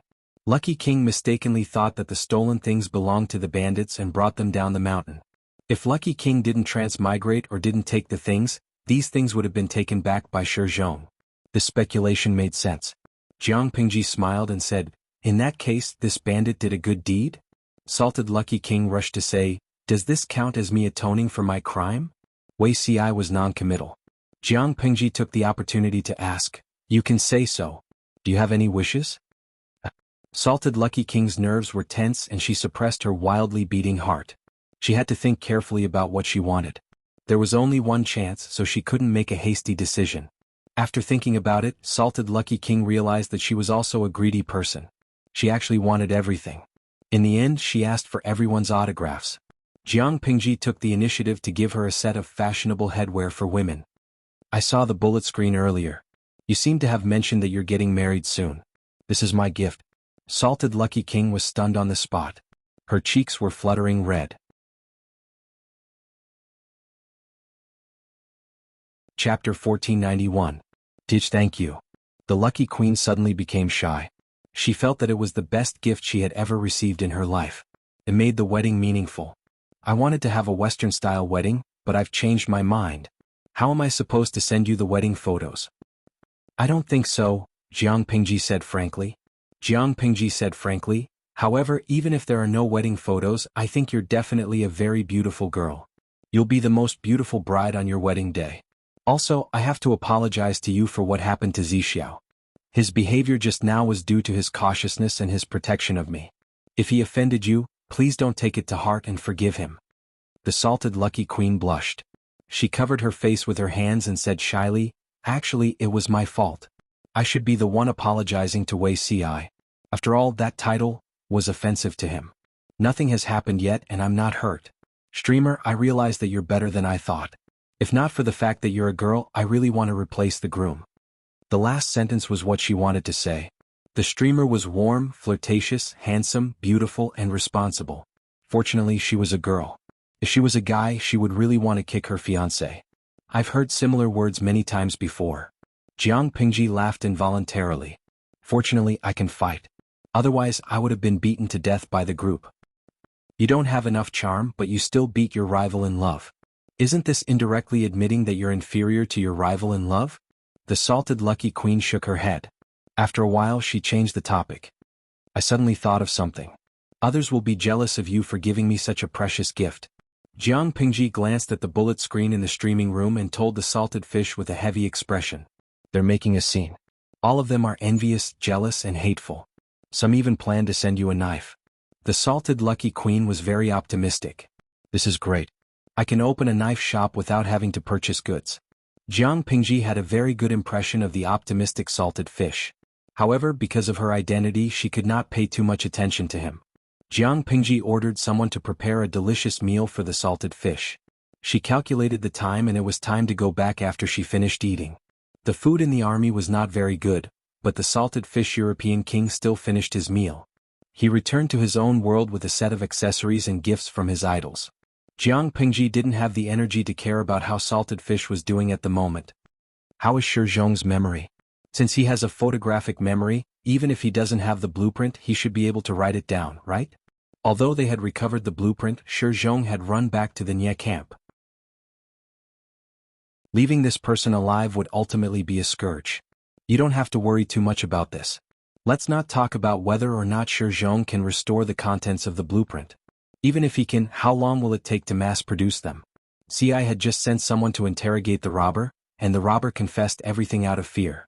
He said that he had cut Shi Zhong's hand, cheek, collarbone and shoulder. With such injuries, even if he didn't die he would still be half dead. If the injuries were any deeper, it was difficult for him to even hold a brush, so how could he draw a fine picture? Jiang Pingji felt better after hearing that. On second thought, she was suddenly curious about Niel Yang's reaction. Shi Zhong, the chess piece, was completely useless. He went for wool and came home shorn. Even if Shi Zhong wasn't sent by Niel Yang, he was most likely very depressed. Just as Jiang Pingji had guessed, Niel Yang was indeed very depressed at the moment. If he hadn't restrained his temper, he would probably have flown into a rage. Wei Yong said apologetically, "I didn't do my job well. If I had been more cautious and sent someone to receive him earlier, perhaps." Niel Yang interrupted him and sighed in his heart. "Forget it. Even God is helping Lu Shi. What can we do?" Shi Zhong didn't meet anyone who was pursuing him along the way, but he just had to meet a robber when he was crossing the mountain. I have to say, maybe this is fate. When luck was good, everything went smoothly. When luck was bad, even a sip of herbal tea would get stuck in one's teeth. Wei Yong blamed himself incessantly. This matter was his fault. If he had been more cautious and sent someone to receive Shi Zhong, it might have been a different situation. Niel Yang asked again, "How is Shi Zhong's injury now?" He remembered that Zishun had said that Shi Zhong had a photographic memory. It didn't matter if the drawing was lost. He could still write it down if he was alive. Wei Yong sighed softly. "Not very good. The military doctor said that his right hand was cut by a hatchet. He won't be able to write for a while. The wound on his cheek is too deep. His left eye can't be saved. The wound on his left shoulder has spread to his collarbone. It's not easy to heal and it's very easy to rupture." It had to be said that it was a miracle that Shi Zhong could come back alive. He had the heart but not the strength for other matters. Niel Yang was silent for a long time. However, the two of them didn't know Shi Zhong's determination to climb up. If he couldn't write with his right hand, he would use his left hand. If his left eye was blind, he would only keep his right eye open. If he couldn't move the wound on his shoulder, he would lie down and draw. He had endured humiliation for so many years before he finally got the perfect opportunity to be promoted. How could he give up halfway? In fact, during the years he was undercover in the woodworking workshop, he had thought of defecting. However, the idea didn't last long. After all, the woodworking workshop was a low-level government office. Even if Jiang Pingji attached great importance to it, the people inside almost didn't participate in politics. Zhang Ping, one of the three heads of the woodworking workshop, had worked there for 2 years, but that was because Jiang Pingji was short of talents. Zhang Ping and the others enjoyed excellent treatment, but they didn't have any real power. Or rather, the woodworking workshop was a department that didn't have any power. If Shi Zhong stayed there, no matter how hard he tried, he could only climb to the position of Zhang Ping and the others. Without real power, what was the point of having a high position? However, Shi Zhong was right-handed. He couldn't use his left hand to write. How could he draw exquisite and detailed drawings? He didn't make any progress for a few days. At that moment, Jiang Pingji had finished reorganizing. Several batches of supplies arrived one after another. It's not a solution to always be in a deadlock. We have to find a way to break through, Qiguan Rang said. Niel Yang refused to accept the challenge for several days. This is the 4th time he has put up a no challenge sign. Even though Niel Yang had put up a no challenge sign, Jiang Pingji could still fight if she wanted to. However, they were holed up in the camp. There were more than 200,000 troops in the camp. Jiang Pingji still had to defend Zhanjiang Pass. It was impossible for her to attack with all her might. Therefore, she could only watch helplessly when they put up a no challenge sign. There are only 2 ways to deal with such a situation. First, find trouble with them. Second, if there's no trouble, then create trouble. Chiguan Rang glanced at his lord from the corner of his eyes. She was the one with the most crooked ideas. Someone suggested, "Why don't we try to lead the troops to attack at night?" Jiang Pingji said, 8,000 people to sneak attack a camp with more than 200,000 troops? If we can't hurt them, we can only let them have a good dream. This idea was too bad. However, let them have a good dream? Nie Liang was now a patient. He probably couldn't stand the torment.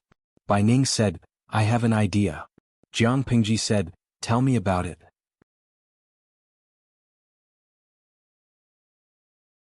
Chapter 1492. Bai Ning wasn't the only one who wanted to make a contribution. The 5 million salted fish in the streaming room also wanted to join in. Pulsation activation. Come up with a plan to build up your character and beg for an adventure called Dream of 1,000 Years. I want to be a top scholar. After searching for a long time, I suddenly saw the content of General Tiandan of Qi setting up the Flaming Bull formation during the Warring States period. I think it's possible. Does the streamer want to get 1,000 bulls to give it a try? Tie a knife to the bull's horns, tie hay to their tails and ignite it, then charge at the enemy's camp. Tudu Feichio, save it, don't come up with a bad idea. If you want to use this idea to build up your character, I'm afraid you won't have any adventure in your next life. The big boss is a big boss, he has the demeanor of a master when he speaks. Gui Kai Guo Fengxiu, the Flaming Bull formation sounds awesome, but it's actually very unlikely. If I remember correctly, during the Civil War before the founding of the People's Republic, both parties tried the Flaming Bull formation, but it didn't work because the frightened bulls wouldn't charge at the enemy. Tie a knife to a bull's horn? Be careful not to stab your own people. The Flaming Bull formation? It's better to make a bull formation, it's more feasible. After all, animals can't understand human language, and it's impossible for them to obey orders like soldiers. Although there are records of the Flaming Bull formation in history, history can't be completely trusted. The practical difficulty has to be considered. If one plan doesn't work, another plan comes up. Shuli Jiqiu, if the Flaming Bull formation doesn't work, then we can learn from Wife Chow and attack Crow's Nest at night in the classic Battle of Guandu. The streamer sends troops to attack their logistics granary. As long as they burn all their food, the battle will be easy. In Yueja Zhuge Qinma. Hihi, do you know where Nie Liang's logistics granary is? The salted fish are so eager to come up with a plan, only because Jiang Pingji's gift to the lucky emperor made them collectively explode. That lucky emperor was extremely lucky. If he had the treatment of a 5 million lottery winner, the other lucky emperors only had $5 at most. It's infuriating to compare. The lucky emperor hasn't held a wedding yet, but he's already released his wedding photos online. He spent a high price to buy custom-made fabric and hired a professional tailor to customize his wedding dress. It's a perfect imitation of Lu Zhao's wedding dress. There are more than 20 pieces of headgear scattered. When he wears all of them and puts on his wedding dress and makeup, everyone is envious. The lucky king added another sentence. This will be a family heirloom in the future. It will be passed down to the daughter and not the son. I hope that the daughter in the future will also be beautiful. The European emperor posted a photo of the salted fish downstairs acknowledging his mother-in-law. Because of this lucky emperor's fortuitous encounter, the salted fish were even more enthusiastic about Dream of 1,000 Years. It was unknown who said that speaking more in the live broadcast room could increase the chance of winning a prize, but the number of bullet screens had doubled in the past few days. The salted fishes tried their best to come up with suggestions, but Jiang Pingji did not accept any of them. Bai Ning's suggestions were somewhat feasible. Everyone discussed and came up with a rough battle plan. As the saying goes, if the mountain is not me, then I will be the mountain. So what if Nie Liang keeps hiding? Since a frontal battle during the day would not be able to inflict serious damage on them, they could only try to do so at night. Jiang Pingji had initially rejected the idea of attacking at night, but after Bai Ning's improvement, attacking at night was not a bad idea. As everyone knew before Bai Ning followed Jiang Pingji, he was in the firecracker business. His ancestral skills were very reliable. Therefore, that night the Nie camp was still peaceful. The patrolling soldiers handed over their shifts as usual. The bonfire outside the camp occasionally made 1 or 2 crackles. Because Nie Liang was not feeling well, Nie Qing took the initiative to take on the trivial military affairs. He tried his best to help his father share the burden. Occasionally he would ask his father-in-law, Wei Dan, for help when there was something he did not understand. With Wei Dan's careful guidance, Nie Qing was a smart person who could understand with a little guidance. He quickly got the hang of it. He was busy but Nie Yang was still idle. I really don't know what you're afraid of. Do you really not trust me? Nie Qing knew the reason why Nie Yang was unwilling to get involved in military affairs. It was because Nie Yang was the legitimate grandson of the third branch. Nie Yang, who was in power in the Nie family, was the eldest legitimate son of the fifth branch. Nie Yang was worried that if he got involved in too much military power, he would arouse Nie Yang's suspicion and dislike. After all, the internal conflicts in the Nie family were quite deep. Old Master Nie refused to admit his old age. Everyone felt that they were qualified to be in charge of the Nie family, so they disliked each other. Thinking of this, Nie Qing could not help but chuckle. Although he and Nie Yang were cousins, their relationship was better than that of real brothers. How could he be so suspicious of his own brother? Nie Yang lazily turned over. He said, "That's not it. This little brother is mediocre and untalented. It's better not to cause trouble for elder brother."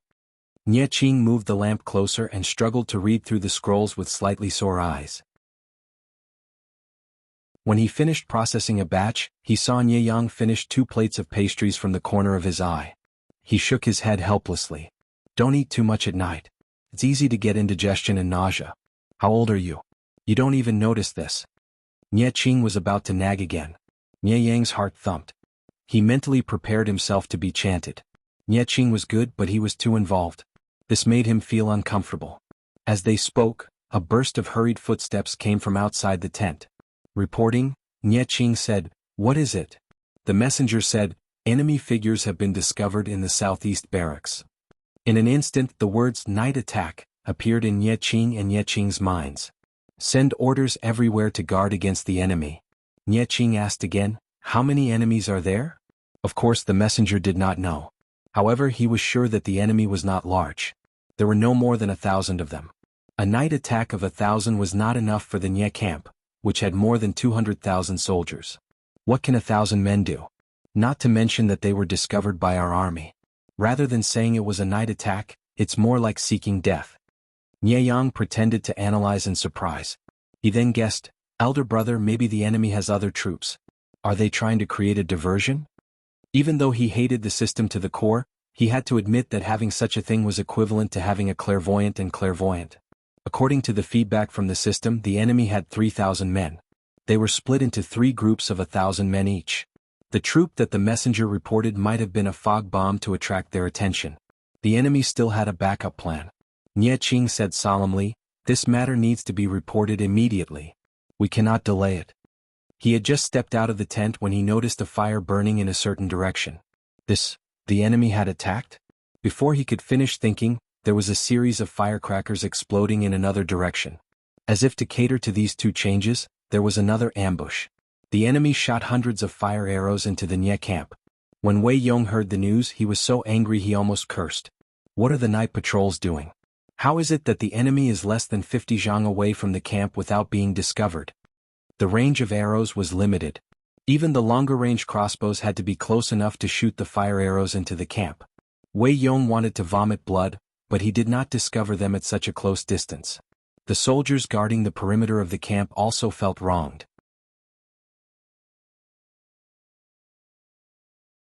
Chapter 1493. Although it was called a night attack, it was actually a harassment from time to time. They would make a big fuss about an imminent attack, and when the enemy sent reinforcements, the soldiers would slip away quietly. What was this like? It was like a long foreplay was done and there was a feeling, but it ended up withering. They did not just harass once but 5 or 6 times in one night. It was not until the sky was faintly gray that the enemy returned home. That night, almost no one in the Nie camp could sleep well. It was not because of the large number of enemies, but because the enemy was too elusive. Every time they appeared there would be no warning, and the moment they appeared they would launch a wave of rockets. However, the people of the Nie camp did not dare to let down their guard. Who knew if this teasing would be real next time? The next day the sky was bright and rumors were flying among the soldiers. "You slept like a log last night and you don't know what happened. Lu Shi's army suddenly appeared out of thin air, and when we caught up they disappeared again. Not long after they appeared in another place. Could it be that these people are celestial soldiers and generals? That's strange."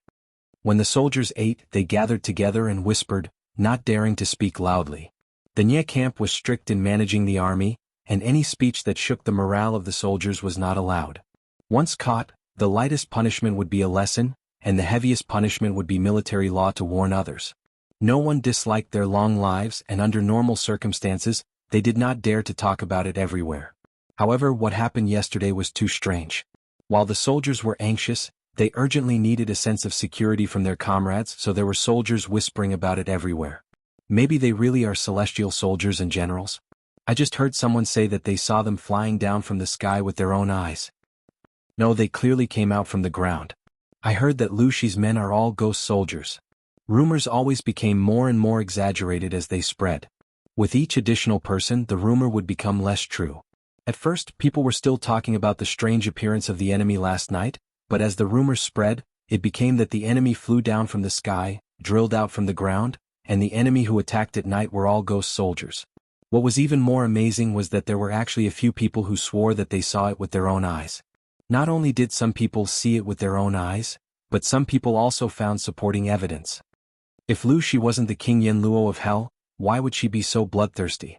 I heard that every time she returned from a great victory, she would have thousands of human ears strung around her waist and human heads on her horse's back. Every day she drinks human blood and eats human flesh. Wherever she goes she kills. Isn't she a living Hades? No, it's not King Yen Luo. It's most likely a general in the sky.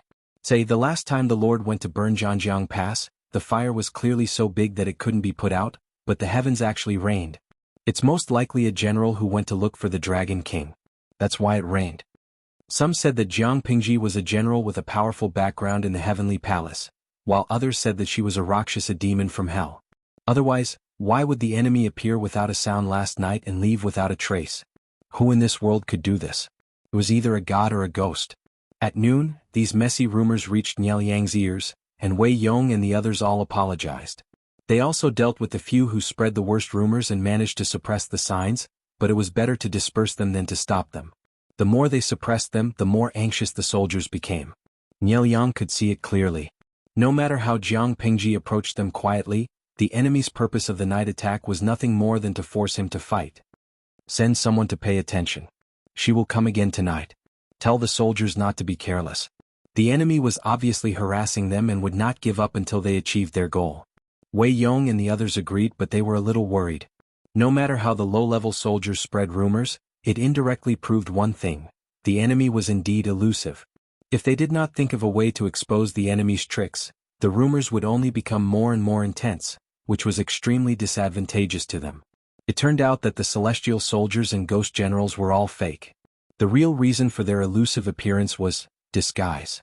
During the sneak attack last night, there was only a small crescent moon in the sky, and it was even covered by dark clouds.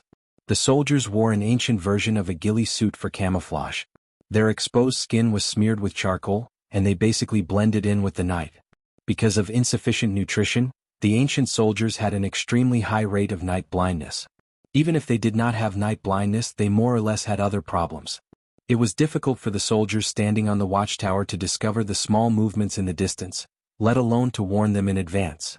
This was the real reason why Jiang Pingji's soldiers were elusive.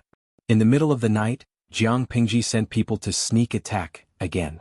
This time, the number of troops was greater than the previous night. She was eager to let the entire enemy camp know. There was a hot-tempered general in Niel Yang's tent, and he directly asked for the order to send troops. When he went out and chased for a mile, there was not even a shadow of the enemy. At that moment, there was the sound of firecrackers exploding in another place. The loud noise could be heard from afar. Jiang Pingji squatted in the distance and watched the movement. She asked Bai Ning, "General Bai's ancestors ran a firecracker business?" Bai Ning did not feel ashamed. "It's an old skill passed down from my ancestors. Unfortunately, in troubled times, the people can't even feed themselves. How can they have the mood to play with these things?" Because the ancestral business could not continue, Bai Ning could only find another way out. His daughter also had to get married. He had to climb a little higher in order to find a husband of a higher level for her. Jiang Pingji asked, "General Bai, do you have any thoughts?" Bai Ning was dumbfounded. What thoughts could he have? Could it be that the Lord was asking about his employment intentions after retirement? After the troubled times end, I can't carry a sword anymore. Maybe I'll pick up my old profession. Jiang Pingji smiled and said, "I'm not asking about that. I'm asking, General Bai, you have this skill. Why didn't you think of continuing to study it? Bai Ning was puzzled. What's the use of studying firecrackers? The people can't afford them. Jiang Pingji was helpless. She guided him and said, "Can a piece of firecracker blow up a clay pot?" Bai Ning nodded affirmatively. Yes. She asked again, "If 100 pieces of firecrackers are gathered together, won't it be more powerful? Maybe it can even blow up the city gate." Bai Ning was speechless. This was something that would make people happy during the new year. Did his lord only think about killing people and fighting wars? Let's set off firecrackers. That's possible. But the battlefield is chaotic. The enemy's rockets ignite the firecrackers first. Won't they blow up our own people? If 100 pieces of firecrackers were gathered together, the volume would be huge. The target would be too obvious. The feasibility was very low. Jiang Pingji smiled and said, "Then let's change our thinking. If after studying it, the power of a piece of firecracker can match up to 100 pieces, what do you think?" Bai Ning was silent for a while. He felt that his lord was indulging in fantasy. How could the power of a piece of firecracker be compared to 100 pieces? Was it possible to compress hundreds of parts of sulfur, saltpeter, and charcoal into one? More than 200 years ago, firecrackers only burned bamboo. Later, people discovered the magical effects of sulfur, saltpeter, and charcoal. They simply filled these things in a bamboo tube according to a certain proportion and burned them. They were also called firecrackers. Bai Ning's ancestral skill, to put it bluntly, was a proportional formula. If firecrackers were made according to this formula, the explosion would be loud and the production process would be less prone to accidents. My lord's idea is interesting.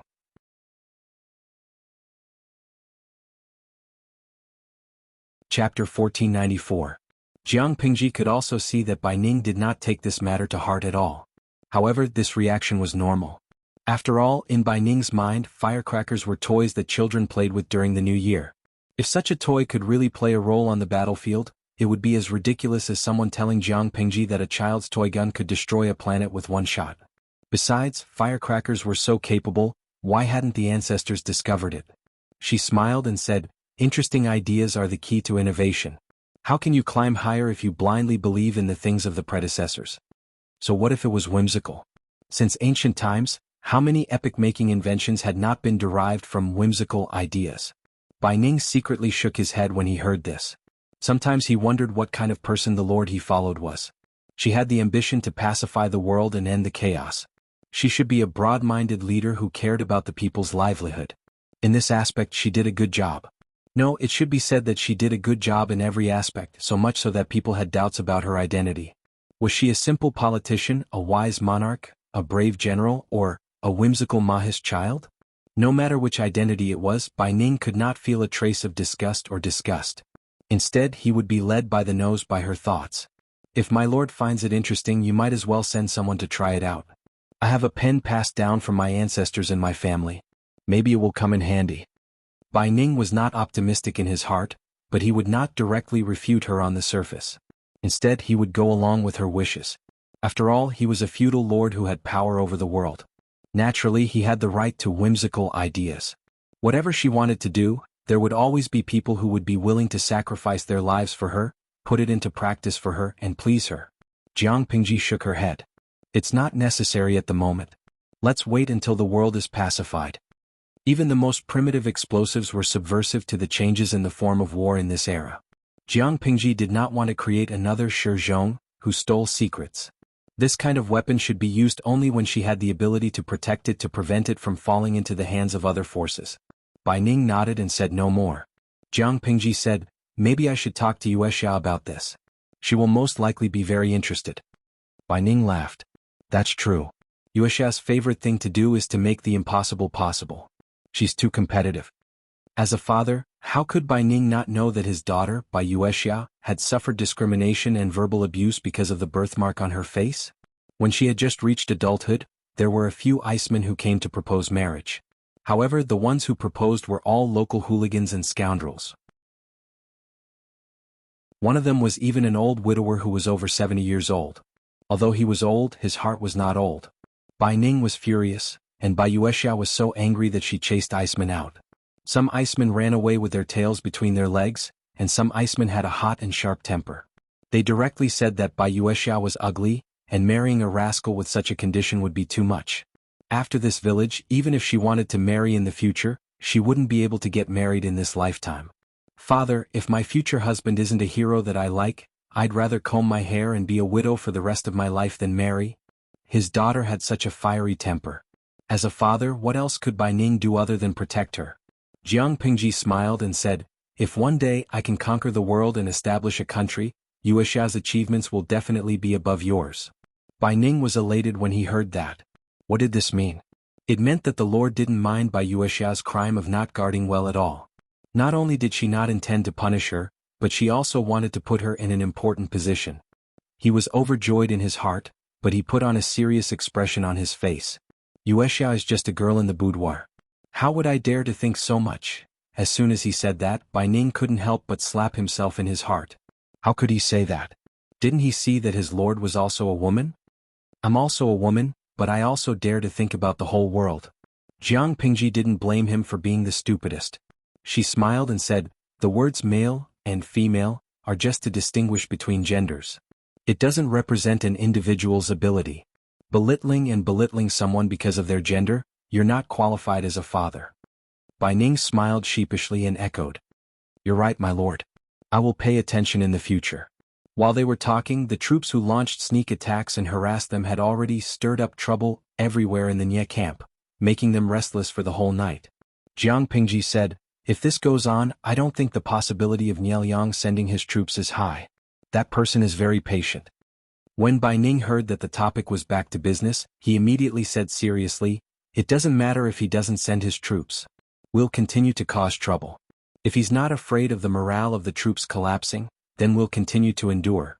1,000-year tortoise, a 10,000-year tortoise. If he can really endure anything, I'll admire him. If they didn't fight and just harass them, sooner or later they would break down. All the soldiers in the Nye camp were living people made of flesh and blood. They weren't dead people who didn't eat or drink. It was fine if they didn't sleep well for 1 or 2 days, but if they were like this for several days in a row, it would only be a matter of time before they became mentally exhausted and their combat power would decline. Moreover, if they harass them too much, they'll know that our army is bluffing. They'll inevitably let down their guard. Bai Ning had a good grasp of this. Although he didn't have much experience in leading troops, when he was in his hometown in Nanxing, he was still the head of the local militia. He relied on various tactics to protect the land from foreign enemies. No matter how cautious Nye Liang is and how patient he is, the soldiers under him are just fools. Nye Liang could maintain a high level of vigilance from beginning to end, but the soldiers under him couldn't. There were too many stories about the wolf coming. When the wolf really came, people would not believe it anymore. Bai Ning didn't know the story of the wolf is coming, but he knew how to wear down the enemy's vigilance bit by bit. Jiang Pingji said, I'm just afraid that we'll repeat the same trick too many times and be seen through. No matter how stupid the enemy was, they couldn't fall into the same trap repeatedly. Bai Ning seriously considered this problem. He decided to attack the Nye camp the night after tomorrow. After harassing the enemy camp for 3 consecutive nights, the enemy would be mentally exhausted. The 4th night attack would definitely be effective. The next day, Jiang Pingji came over to challenge them as usual. Niang and the others were about to go crazy with anger. Fan Xin said angrily, what's wrong with Lu Shi? She's causing trouble in the middle of the night and causing trouble in the day. Does she have too much energy and nowhere to vent it? Attacking at night did not let them sleep, and challenging them in the day did not let them have a good rest. Wei Yong said, it's obvious that she's forcing us to fight. Fan Xin said, let's fight then. Are we afraid of her? Although Nye Qing was still young, he knew his father's considerations and volunteered to hold the fort. Nye Liang frowned and thought for a while, then said, if that's the case, then let's send them away. He didn't want to fight not only because of his health, but also because Jiang Pingji was too strange. The consecutive coincidences had shaken the morale of the army. Before finding the perfect opportunity, Nye Liang didn't want to take the risk and let Jiang Pingji take advantage of him.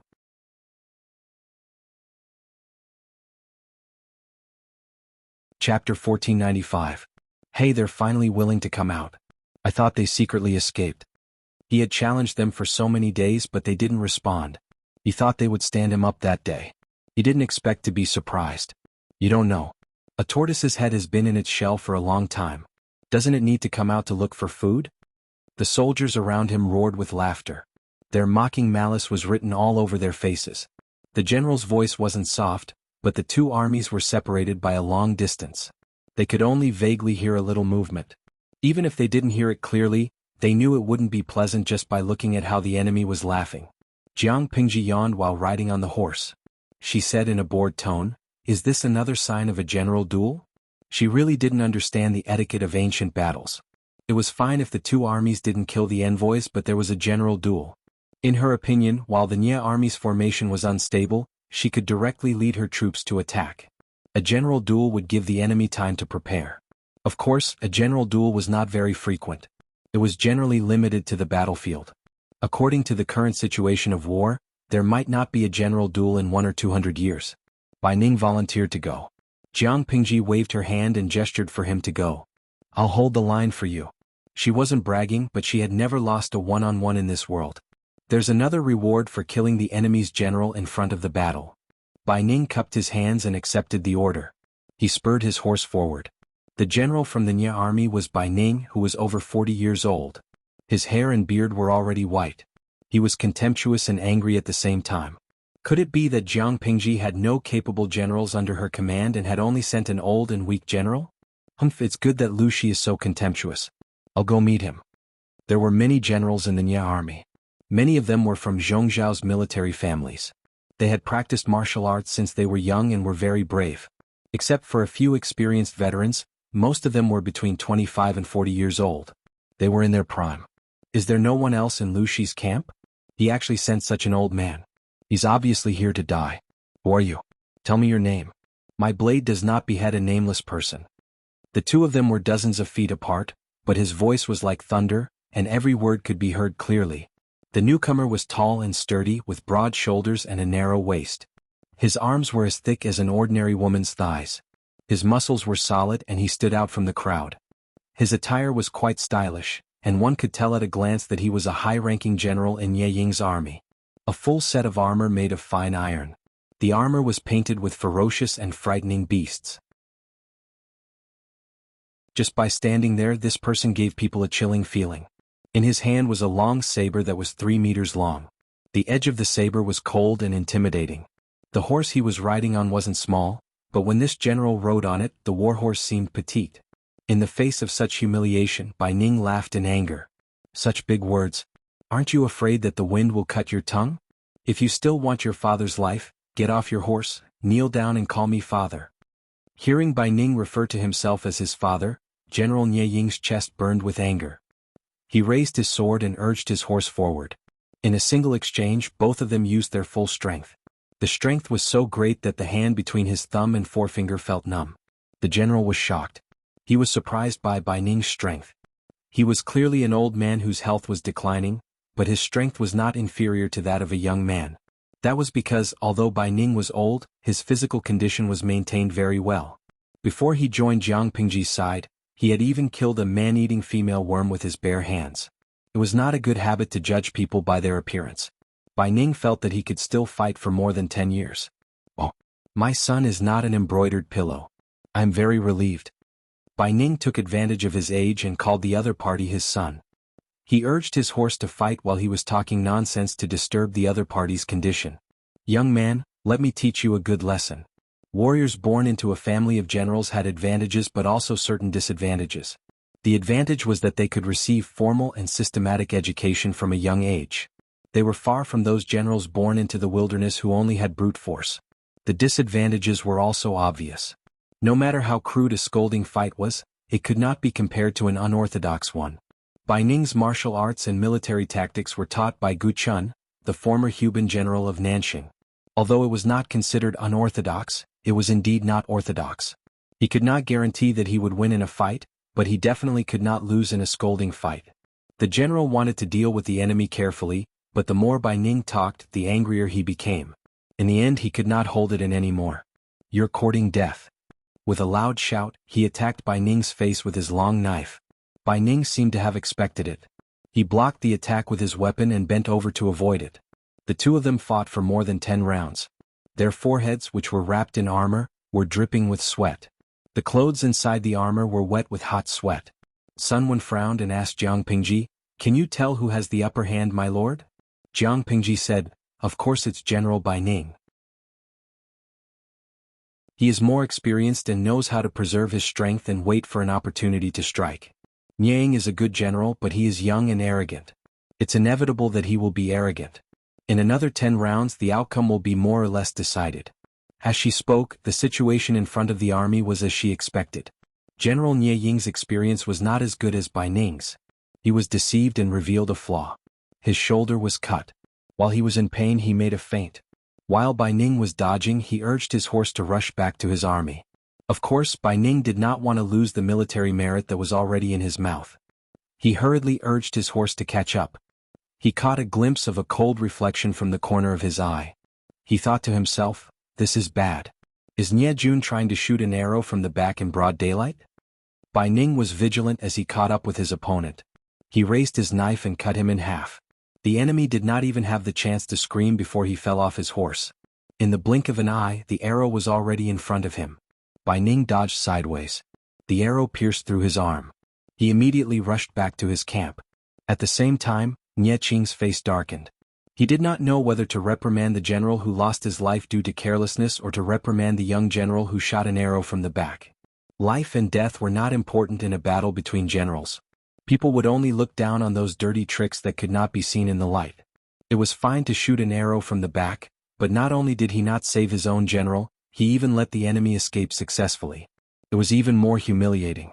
When Qin Gong saw that Bai Ning had returned, his stern face was filled with anger. Is General Bai all right? What haven't I seen before? Bai Ning grinned. It's just an arrow from the back. I suffered some flesh wounds. It's a pity that my head is gone. Killing an enemy general in front of a battle was a great merit. As a trophy the other party's head was his. Qin Gong did not know whether to laugh or cry. At that moment he was still concerned about the enemy general's head. General Bai really did not know what to say.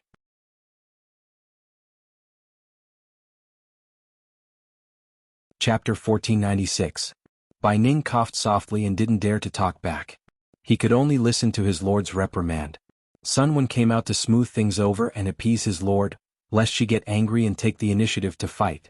Jiang Pingji fought alone in the battle of the northern borderline, which still left an indelible psychological shadow in Sun Wen's heart. At that moment, another general came out from Nie Ying's side. The general who had been cut in half had been picked up by the soldiers to collect his body. Qin Gong volunteered to fight. Why are you here? Tell that old man to come out and die. Qin Gong was very good-looking. His only flaw was a long scar on the right side of his face. The location of the scar was very close to his right eye. The scar was left by an arrow when Han Yu ambushed him at Sanshan Valley. If the location was a little more off, it would have either pierced through his brain or blinded his right eye. Who would have thought that one day Han Yu would become a comrade in the same camp as them? You guys are so shameless. Not only did you sneak an arrow in the dark, but you even said that you want to fight with the injured General Bai. Qin Gong said coldly. A big knife stood in front of him. He said, if you want to find General Bai, you have to go through me. I'm afraid you won't be able to. As mentioned earlier, most of the generals in Nie Ying's tent came from families of generals. Unlike Dongqing, which valued literature and restrained martial arts, Zhongzhou was full of martial arts. There were many families of generals and each of them was a big family. The unlucky guy who had been killed by Bai Ning was a cousin of the general in front of him, similar to Xie Zhe and Li Yun. The two had a good relationship in private. He couldn't bear to see his cousin being hunted down and cut in half at the waist. The sound of the war drums resounded in the sky. Qin Gong didn't talk nonsense and went forward to fight. Good timing. I'll take your head. Jiang Pingji continued to watch the battle and yawned. White snorted in dissatisfaction. Both the human and the horse were very unhappy. Sun Wen saw her like this and took the initiative to start a conversation. He couldn't let his lord continue yawning. Such a lazy and inattentive look would be seen as not taking them seriously in the eyes of the generals who risked their lives for her. Qin Gong was fighting with his life on the front line, and his lord was squatting in the back, yawning and squeezing tears.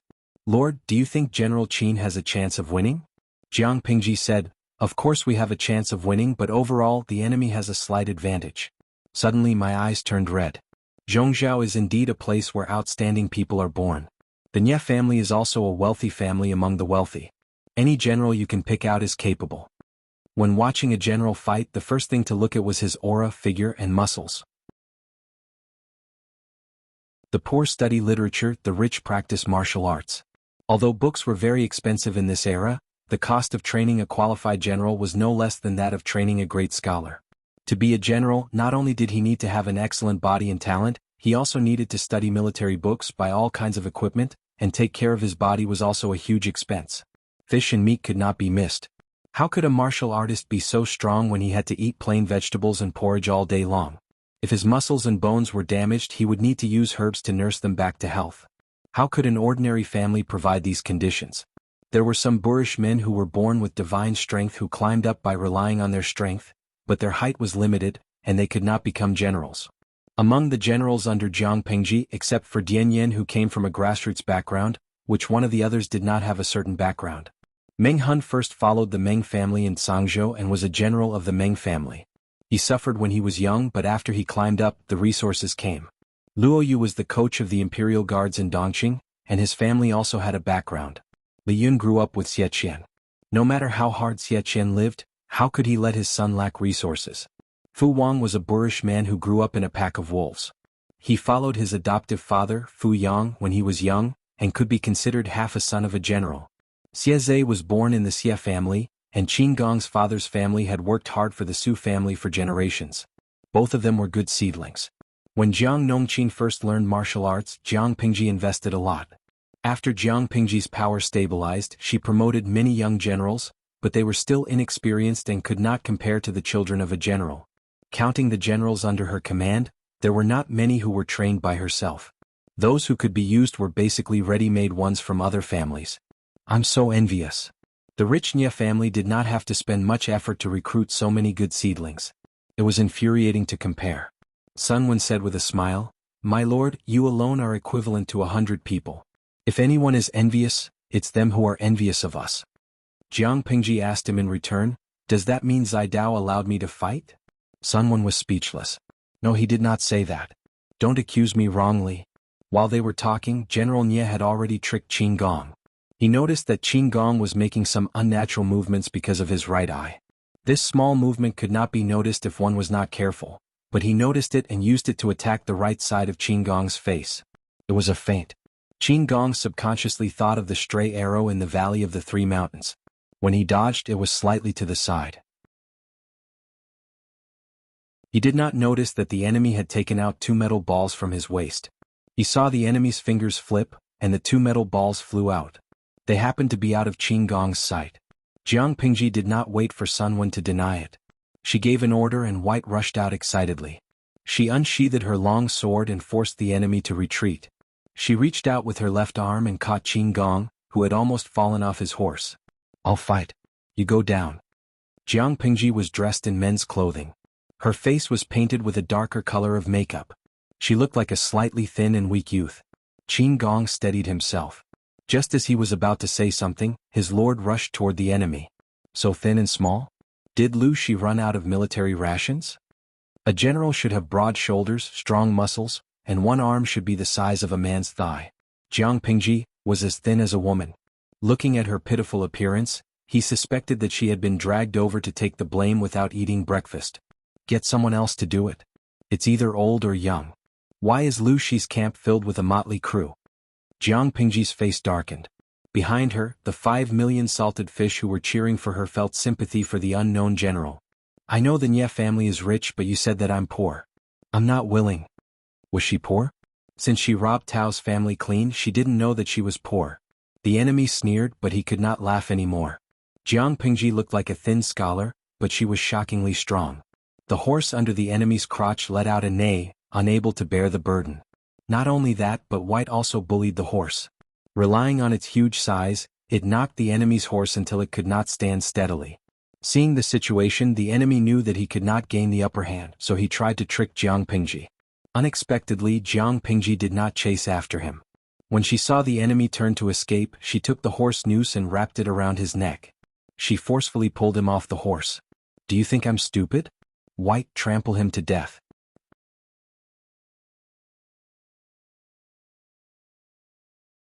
Chapter 1497. Wu Hinyu, familiar formula, familiar taste, familiar violence from the familiar streamer. Shui Di, White is a streamer among horses. He's just as violent. He crushed a person's skull with his hoof. By Mo Chu Chu, I only have one question. Why did the streamer just praise the Nye family for being wealthy and the people of Zhongzhou? Why did she suddenly kill someone in the next second? Shouldn't the normal scenario be to defeat them and leave an indelible psychological trauma in their hearts? Then one day she can get rid of the Nye family and smoothly pick up other families? If the streamer kills someone now, won't there be one less overtime team in the future? Fu Rong Gugu, you guys don't understand. The Nye family is a legitimate wealthy family. The streamer doesn't feel bad about the death of a few generals. Anyway, there are a series of little white rabbits waiting for her to conquer. If she doesn't kill all those she doesn't like, how will she recruit those she likes in the future? After so many years, the salted fish are used to all kinds of violent and bloody scenes. They can even survive the most disgusting burning of 1,000 corpses. What's the big deal about a pair of hooves crushing someone's skull? What kind of broken limbs and remains haven't been seen in a chaotic battle between two armies? Jiang Pingji flicked her wrist and flung the miserable corpse of the enemy general more than 10 feet away. She calmly rode on the back of the horse. You've gone too far. 2 of the Nye army's generals were killed. While their morale plummeted, some people were so angry that they disregarded the obstruction and ran out on horseback. Jiang Pingji laughed. Are you here to die too? Don't. It wasn't easy for your parents to raise a good-for-nothing like you. Look at you. You have a family and a wife and concubines. If you die in my hands, I'll indirectly kill many people. She didn't curse like Bai Ning, but she was very sarcastic. The enemy general was already very angry. At that moment his veins were bulging. Die. She only heard the other party shout loudly, carrying a pair of heavy-looking double broad axes and rushing towards her. The enemy general looked like a power-type player who specialized in strength. Jiang Pingji knew the enemy's strength was almost double that of the good-for-nothing she had just fought. If this kind of brute force was used by an ordinary person, it would be enough to be regarded as an innate god. Jiang Pingji easily withstood the attack, but White was not used to it. It angrily rammed into the enemy horse that had provoked it. Although White had taken a few maternity leave in the past few years and had become the mother of a few cubs, its temper had not improved at all. Instead, it had become even more violent and vicious. Apart from its owner, Jiang Pingji, even its stableman and husband, Little White, who had been taking care of it all year round, would be scolded in the face if it got too close. Yo, your strength is not bad. What a pity are your axes made of mud. After Jiang Pingji got her hands on the god-slaying saber, she was no longer interested in other weapons. In her era, the god-slaying saber was a weapon of war at the top of the pyramid. In the current era, it was a true divine weapon. The strength of the clash just now was extremely great. Dao's blade had directly caught the other party's axe blades, leaving 2 clear cuts on the other party's axe blades. When the enemy general heard this, he was extremely angry. When he saw the mark on the axe, only fear remained in his heart. You still have the time to be in a daze on the battlefield? If you don't go to the Yellow Springs Road, who will? The corners of Jiang Pingji's mouth curled up. She had a relaxed attitude. She did not care about the battle at all because it was impossible for her to lose. If she lost, she would immediately bring the keyboard over and kneel in front of the old chief to prevent herself from making a fool of herself. At the same time, Nye Qing brought Nye Yang to the front to lecture him. However, due to the battlefield, Nye Qing could not be too harsh with his words. Nye Yang also knew that his arrow was too rash, so he did not dare to defend himself. He knew Nye Qing too well. He was soft-hearted and kind. If he remained silent and let Nye Qing say a few words, he would calm down in no time. Nye Yang was about to daydream when he heard the system's voice. He never knew that the system could be nervous and fearful. It was as if it had met a terrifying natural enemy. It's Lu Shi. Nye Yang's lazy eyes showed some surprise. He asked the system in his heart, Lu Shi? What Lu Shi? The system's next words almost broke Nye Yang's expression. The person fighting on the battlefield is Lu Shi and the knife in his hand. Can't be wrong. This knife. Nye Yang, no matter what, you have to take that knife. Lu Shi cannot be left alive. Nye Yang secretly glanced at Jiang Pingji, who was playing with him. He could not suppress the shock in his heart. Isn't she a feudal lord? Nye Yang had heard of Jiang Pingji's bravery in battle in Zhongzhou, but he had never taken the rumors to heart. The son of a rich family did not sit under the eaves, the son of a rich family did not ride a horse, the sacred lord did not take advantage of danger to be lucky.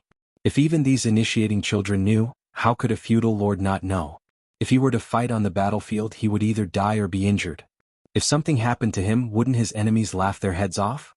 Therefore, Nye Yang always thought that the rumors were spread by Jiang Pingji herself to exaggerate her bravery and achievements. This kind of marketing method could be found everywhere in history. In order to show off their talents, some people would boast about their achievements.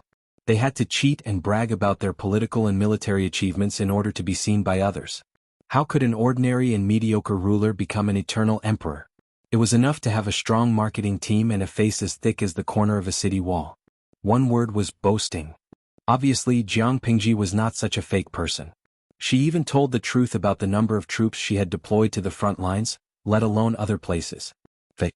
She was disdainful because the speed at which others boasted was slower than her own speed. The system responded to Nie Yang's question. Who knows what kind of person she is? The sword in her hand gives me an ominous feeling. The system had split from the main body a long time ago, so it did not know a lot of information. However, it was well aware of what the god-slaying sword was used for. At that moment, such a sword appeared in the hands of a mortal whom it could not see through. It felt somewhat uneasy. Nie Yang raised his eyebrows. So, this monster was afraid of that sword? He could not help but plot in his heart, but now was not a good time to do so. Brother, there is something. I must say, Nie Yang pretended to be pitiful, and Nie Qing's heart softened. Nie Qing asked him, what is it? Nie Yang leaned close to his ear and whispered, the person fighting on the front lines is Lu Shi. What? Nie Qing was so shocked that he almost lost his composure. The commotion attracted the attention of the supervising guards. He could not care about that and hurriedly asked, is it true? Nie Yang said, there is a portrait of a painter in my residence. When I saw the young general just now, I thought he looked familiar. After careful observation, I realized that it was very likely to be Lu Shi. Everyone knows that Lu Shi has a long sword in his hand. The shape is exactly the same as in the portrait. Hearing the commotion, the guards were astonished. They rode their horses to the front of the formation to take a closer look.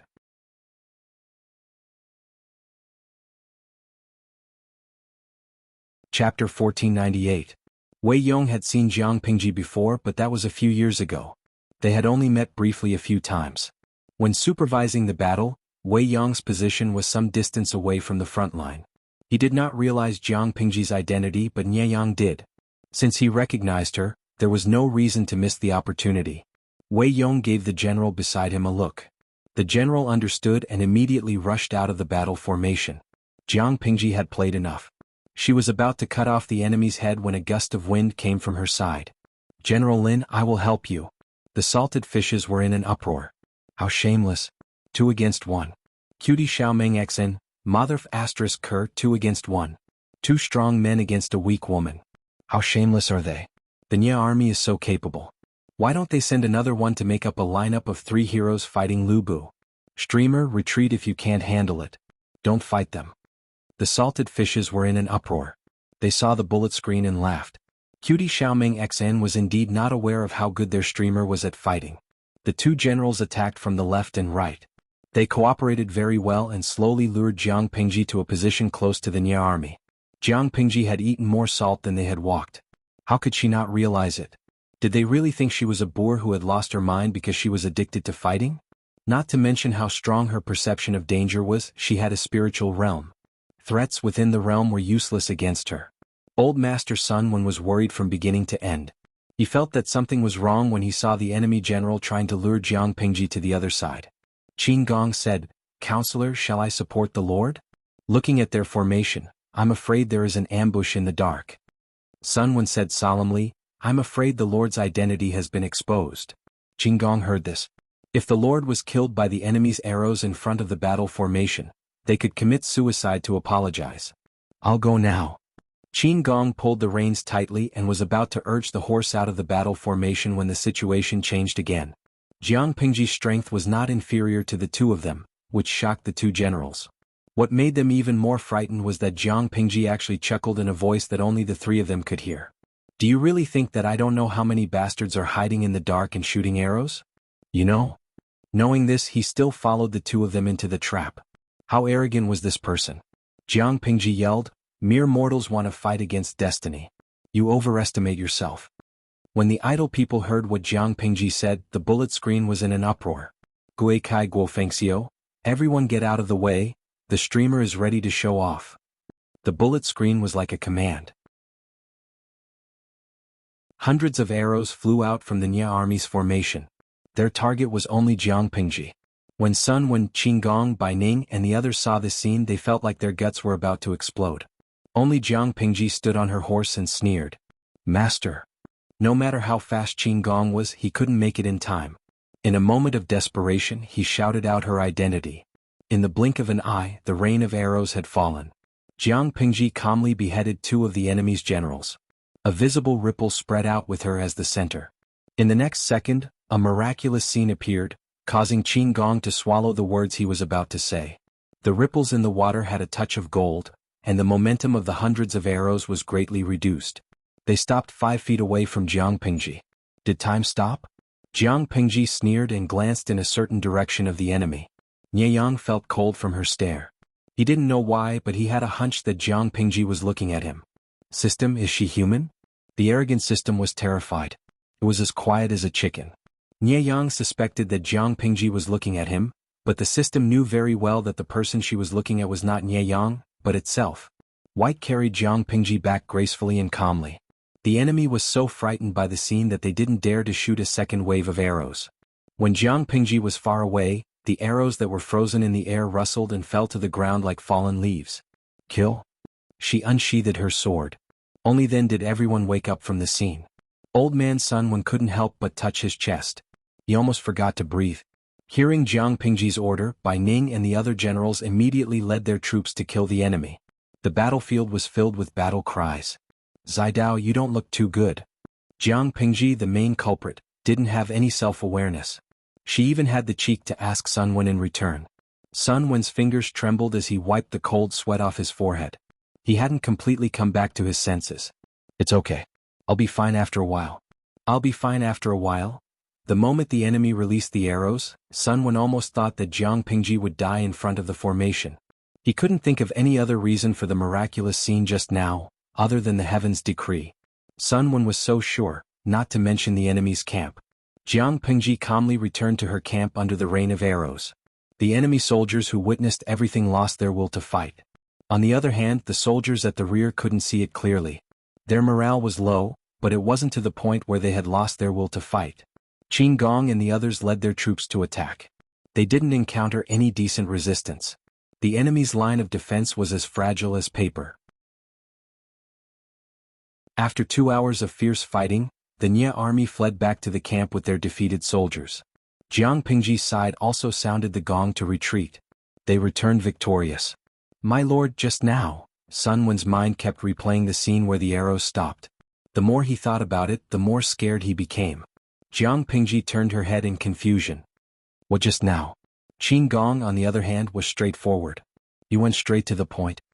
The enemy released hundreds of arrows, but my lord was unharmed. Is there really a god protecting you? After Jiang Pingji transmigrated, she rarely used her spiritual power in actual combat. The few times she used it was to investigate the enemy's situation. This time, she made an exception to confirm the rumor that she was the child of destiny. She wanted to completely destroy the Nie army's psychological defense. She admitted that she was very stingy. She still remembered the fire at Zhanjiang Pass. If she didn't pay them back, they would really think that she was made of mud. God. There's no such thing. This is just my own ability.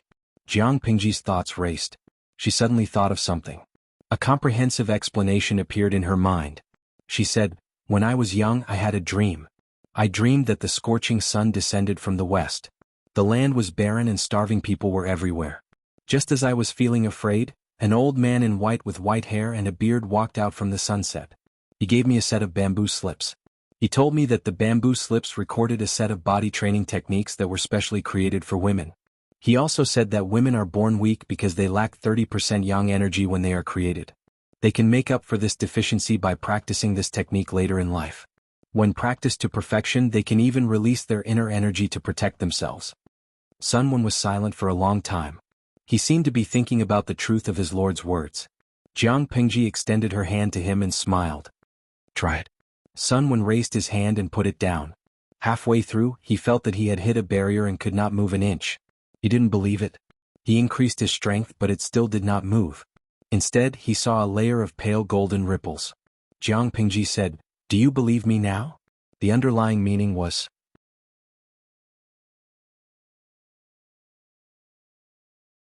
Chapter 1499. Sunwon retracted his hand and wiped the cold sweat off his forehead. The Golden Crow's descent from the east is already against common sense. My lord also dreamed of 1,000 miles of desolation and starving people everywhere. Perhaps it was a sign that chaos was coming. In a desperate situation, a deity came out and gave her a book, which happened to cater to the slim chance of survival. Jiang Pingji listened to Sunwon cover up her lie with a straight face. She was very satisfied. It was worth it for her to pretend to be pretentious today. However, Bai Ning reacted quickly. He said, "I heard that the training technique practiced by the female troops was also passed down by my lord. Could it be?" Jiang Pingji smiled and said, "Indeed, I improved it according to the book given by the deity because I found that only I can practice the original version. If ordinary women practice it, not only will there be no benefits, but there will also be the danger of exploding and dying. I made some slight changes and the effect seems to be not bad." Bai Ning and the others were convinced. It was not only because the person who said this was Jiang Pingji, but also because the soldiers of the female battalion were solid evidence. The size of the female battalion was not considered large, but their physical fitness was indeed similar to that of the young and strong men. Some outstanding ones could even surpass them. In addition, their training technique also had a set of coherent combat techniques. If ordinary men did not practice martial arts, 2 or 3 of them might not be able to take down a female soldier. Bai Ning was surprised. It turned out that they were making up for the 30% of yang energy that they were born with. The salted fish listened to Jiang Pingji deceiving them with a straight face and secretly gave her a thumbs up. What was the highest realm of lying? Naturally, it was to squeeze countless lies together and turn them into the truth that others could not refute. Tudu Feiqiu, looking at the streamer lying with a straight face, "I really believe her." Bai Huayu, the streamer is not completely lying. At least that set of training technique is really useful. There was a trending topic a few days ago. It said that a martial arts club that was about to close down was selling dog meat. They claimed to teach martial arts, but in the end they taught the streamers training technique. The male students also improved, but they did not improve as rapidly as the female students. There was a female student who brutally beat up 4 or 5 groups of perverts on the street. At the mention of this trending topic, all the salted fishes recalled it. The incident started when the female student was on a public bus and encountered 4 or 5 perverts who had nothing better to do than to grope her buttocks and try to take off her underwear under her short skirt. In a fit of rage, she violently beat them up and the people on the bus could not stop her. The perverts even knelt down and begged for their lives. If someone had not called the police in time and the police officers had not saved their lives, they would have been sent to the ICU by the hot-tempered female student. In the end, they found out that the female student was underage and had been practicing martial arts for 5 years. She usually only sparred with the students of the dojo, so she didn't hold back. As soon as the report came out, the dojo became an internet sensation. There was an endless stream of parents signing up, and the news of the dojo master being sold could no longer be covered up. The dojo master was completely exposed by the netizens. Thinking about the trending topic and listening to Jiang Pingji's words, the female salted fish were eager to have a go, while the male salted fish were trembling. Shamate Li Si, "Baby QAQ, I don't want to marry a weaker version of the streamer at all. Is there a way to survive domestic violence?" Deng Hai Kwangma, "Is it too late for me to apologize to my wife with a washboard? To tell you the truth, my wife has been a fan of the streamer ever since she started streaming. She's secretly learning the technique of physical training. I feel so flustered. No wonder she used to act coquettishly to me when I just poured out a bottle of mineral water. Yesterday when the elevator broke down, she actually carried a gas tank and climbed 5 floors in one go. Tudu Feiqiu, you're done for. You can't afford to provoke her. Stop struggling. Don't provoke your wife in the future. Domestic violence will take your life." Lula Wading, "It's time to set up a women and men protection organization, to protect the poor male comrades who are subjected to domestic violence." The salted fish chatted happily, but it was Jiang Pingji who remembered their jokes. She had lied earlier that women lacked 30% of yang energy when they were conceived and needed to practice to make up for it. It was just to lay a foundation for the future. To improve the status of women, it was far from enough to just have women in power. After all, there were too few women who could climb to a position of power, and they themselves had physiological burdens. In the current agricultural society, it was impossible to close the gap between women and men in terms of production, so improving the status of women was just empty talk. If technology was developed enough to change the mode of social production and free manpower from the fields, people would naturally have the energy to care about human rights. If they could not even provide food and clothing, how could they talk about equal human rights and equality between men and women? Or they could strengthen the competitiveness of labor and production. Jiang Pingji planned to focus on the latter, while developing technology to promote the former. To her, human resources did not distinguish between men and women. Wasting human resources was a shameful act. She lied and covered the technique of physical training with a layer of mythical color. It would be much easier to promote it to the people in the future. For women, practicing it was not only to make up for the physiological gap between them and men, but also to help with childbirth and reduce the probability of dystocia. The medical technology of this era was too backward. Women married early, and their first childbirth was generally concentrated at 16 or 17 years old. Their bodies were not fully developed, so the probability of dystocia and miscarriage was extremely high. Once a pregnant woman gave birth, she would have one foot in the gates of hell. If the technique of physical training could reduce the difficulty and pain of childbirth and reduce the risk of death, wouldn't it be a good thing? Jiang Pingji returned victorious. The way the soldiers looked at her was not like they were looking at a person, but more like they were worshipping a god. The heavy rain when Liang set fire to Zhanjiang Pass and the arrows that stopped in midair today all indicated that Jiang Pingji was the destined son of heaven. Don't be fooled by the fact that they always said, men do not speak of supernatural forces and gods. If a supernatural event really happened, they would believe it faster than anyone else. After her triumphant return, Qiguan Rang handed Jiang Pingji a secret letter. Where did it come from? Looking at the signature, Jiang Pingji asked again, how's the battle over at Jingtu's side? Is it still in a stalemate? Because of the inconvenience of communication, the letter in Jiang Pingji's hands was actually old news from more than a month ago. The mountain spirit descended and bestowed the divine art of shipbuilding? Qiguan Rang's eyes were smiling as he said, it seems that my lord is really the person destined by the heavens. What else could it be if he wasn't the chosen son of heaven? Jiang Pingji smiled and said, spread this out. It's best if everyone knows about it and angers Liang to death. Today's miracle and the defeat of the Nya army were enough to make Liang suffer. Jiang Pingji was about to leave when she saw that Qiguan Rang was hesitant to speak.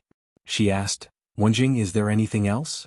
There is indeed one thing, Qiguan Rang said, since my lord is the son of heaven, you naturally know about the gods. Jiang Pingji saw that Qiguan Rang lied with a straight face and secretly laughed. Others did not know if it was true or false and were fooled by her, but she had told Qiguan Rang about his background. There was no reason for him to be so superstitious. She thought so in her heart but said, it's true.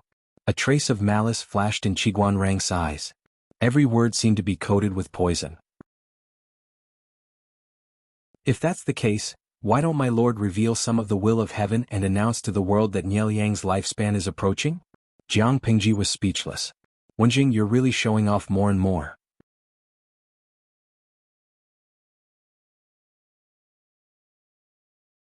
Chapter 1500. Qiguan Rang saw that Jiang Pingji did not speak. He thought that she felt that it was inappropriate and was about to persuade her. Jiang Pingji held back her laughter and said, no, Wenjing, you misunderstood. In fact, I think what you said makes a lot of sense. This is what we should do. When dealing with enemies, one could never be too ruthless. Seeing the two of them putting their arms around each other's shoulders and smiling at each other, the same thought appeared in the minds of the surrounding salted fishes. Tudu Feiqiu, colluding with each other. That's perfect. Buckle Jiao Jiao Qi Fan, let's go, let's go. When this pathetic duo is put together, their evil hearts are so scary. Obsessive-compulsive disorder patient. Every time I see Wenjing and the host doing bad things together, I wonder why the host didn't like Wenjing before? Although C.I. Marin was very good, she always felt that C.I. Marin was much gentler and kinder than Wenjing. It was not compatible with the host's aura. Stockholm, I think you seem to have some misunderstanding about Beauty C.I. She looks gentle and kind. Isn't her heart wider than Master Wenjing's? You haven't seen it with your own eyes when Beauty C.I. becomes evil. Anyway, I have gracefully offered my knees to you for a year. Besides, when Big Boss Wenjing met the host, he was already engaged. They were purely friends, so it was impossible for them to call each other Black Cat's Night. It's fine as long as the CP fans keep themselves cute. The host and Big Boss Wenjing seem to have a lot of CP fans. Just entertain yourselves. Don't involve real people. After all, the relationship between the host and Big Boss Wenjing was pure friendship. It was disgusting to forcefully interpret it as love. Even though he was a salted fish, he didn't have a lot of pure KY love brains. He knew his limits. Of course, most of the hardcore fans who liked KY were young. How could their hand speed and internet speed compare to old salted fish who had been single for a long time? How could they imagine the price of a house in a live broadcast room? Always wicked people want to harm Jin. Speaking of which, if it weren't for Simiai's sacrifice, the streamer would really be single for the rest of her life. The salted fish didn't believe in pure friendship between men and women until they met Jiang Pingji.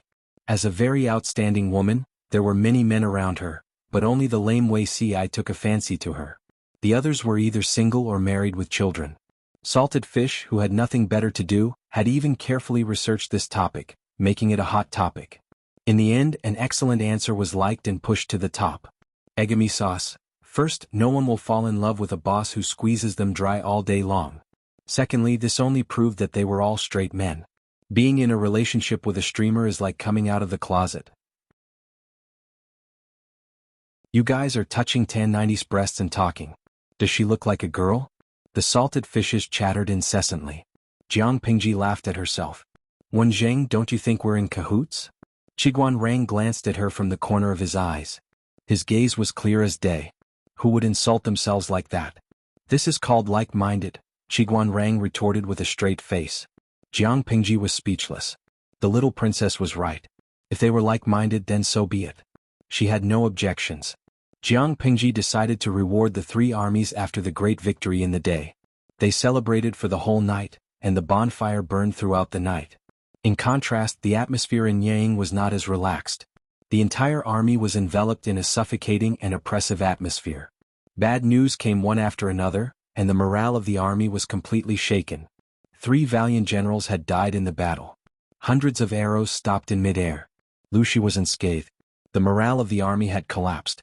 The number of casualties and captives reached 40,000. Nieliang was also shocked to the point of vomiting blood.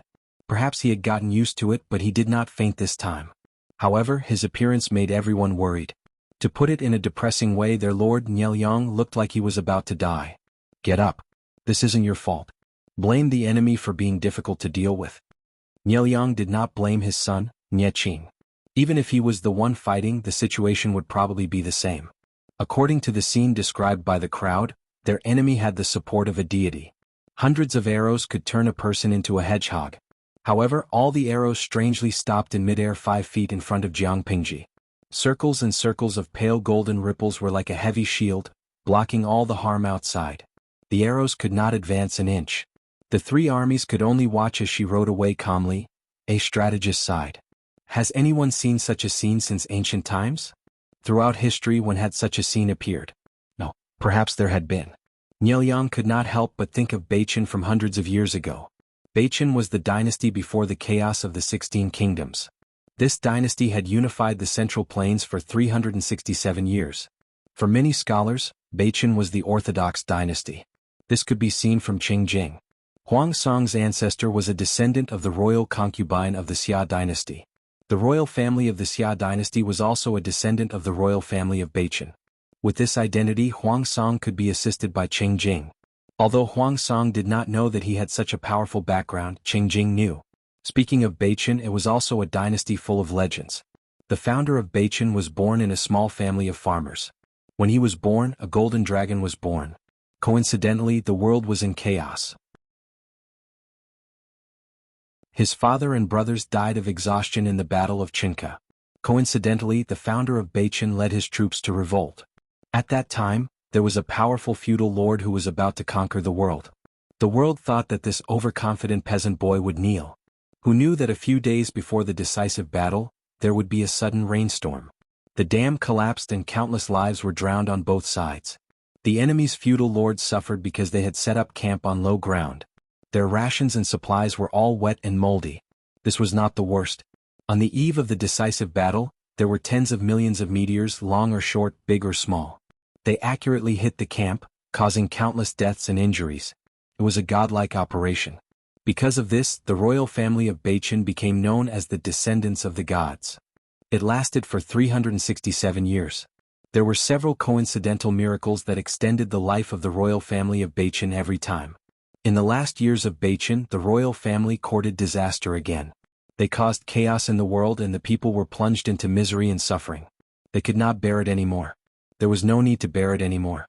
Various forces revolted and the royal family of Bachin was destroyed. However, the feudal lords who destroyed the royal family of Bachin died miserably. Their entire families, young and old, men and women, did not have a good ending. The common people said that the royal family of Bachin was indeed the descendants of the gods. The world should be theirs. Which of the feudal lords who stole their world had a good ending? In the end, the 16 countries were in chaos for so many years. In the end, did the descendants of the royal family of Bachin stand out? Now, the mythical color of Jiangpengji seemed to have the shadow of Bachin.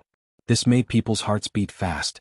Could it be that the ancestors of the Liu family of Hejin have the blood of the descendants of Bachin? Someone thought of this history like Niel Yang and spoke to break the heavy atmosphere. Wei Yang's expression became stern. He scolded, "Nonsense. Are you trying to shake the morale of the army?" You're tuning in to the Han Li's Wuxia Chronicles YouTube channel. We're so grateful for your support and don't forget to subscribe to join us on this incredible journey through captivating stories. Your generosity through donations truly makes a world of difference, as it's the primary source of revenue that allows me to expand and enhance this channel for you. Thank you from the bottom of my heart for being a part of this adventure.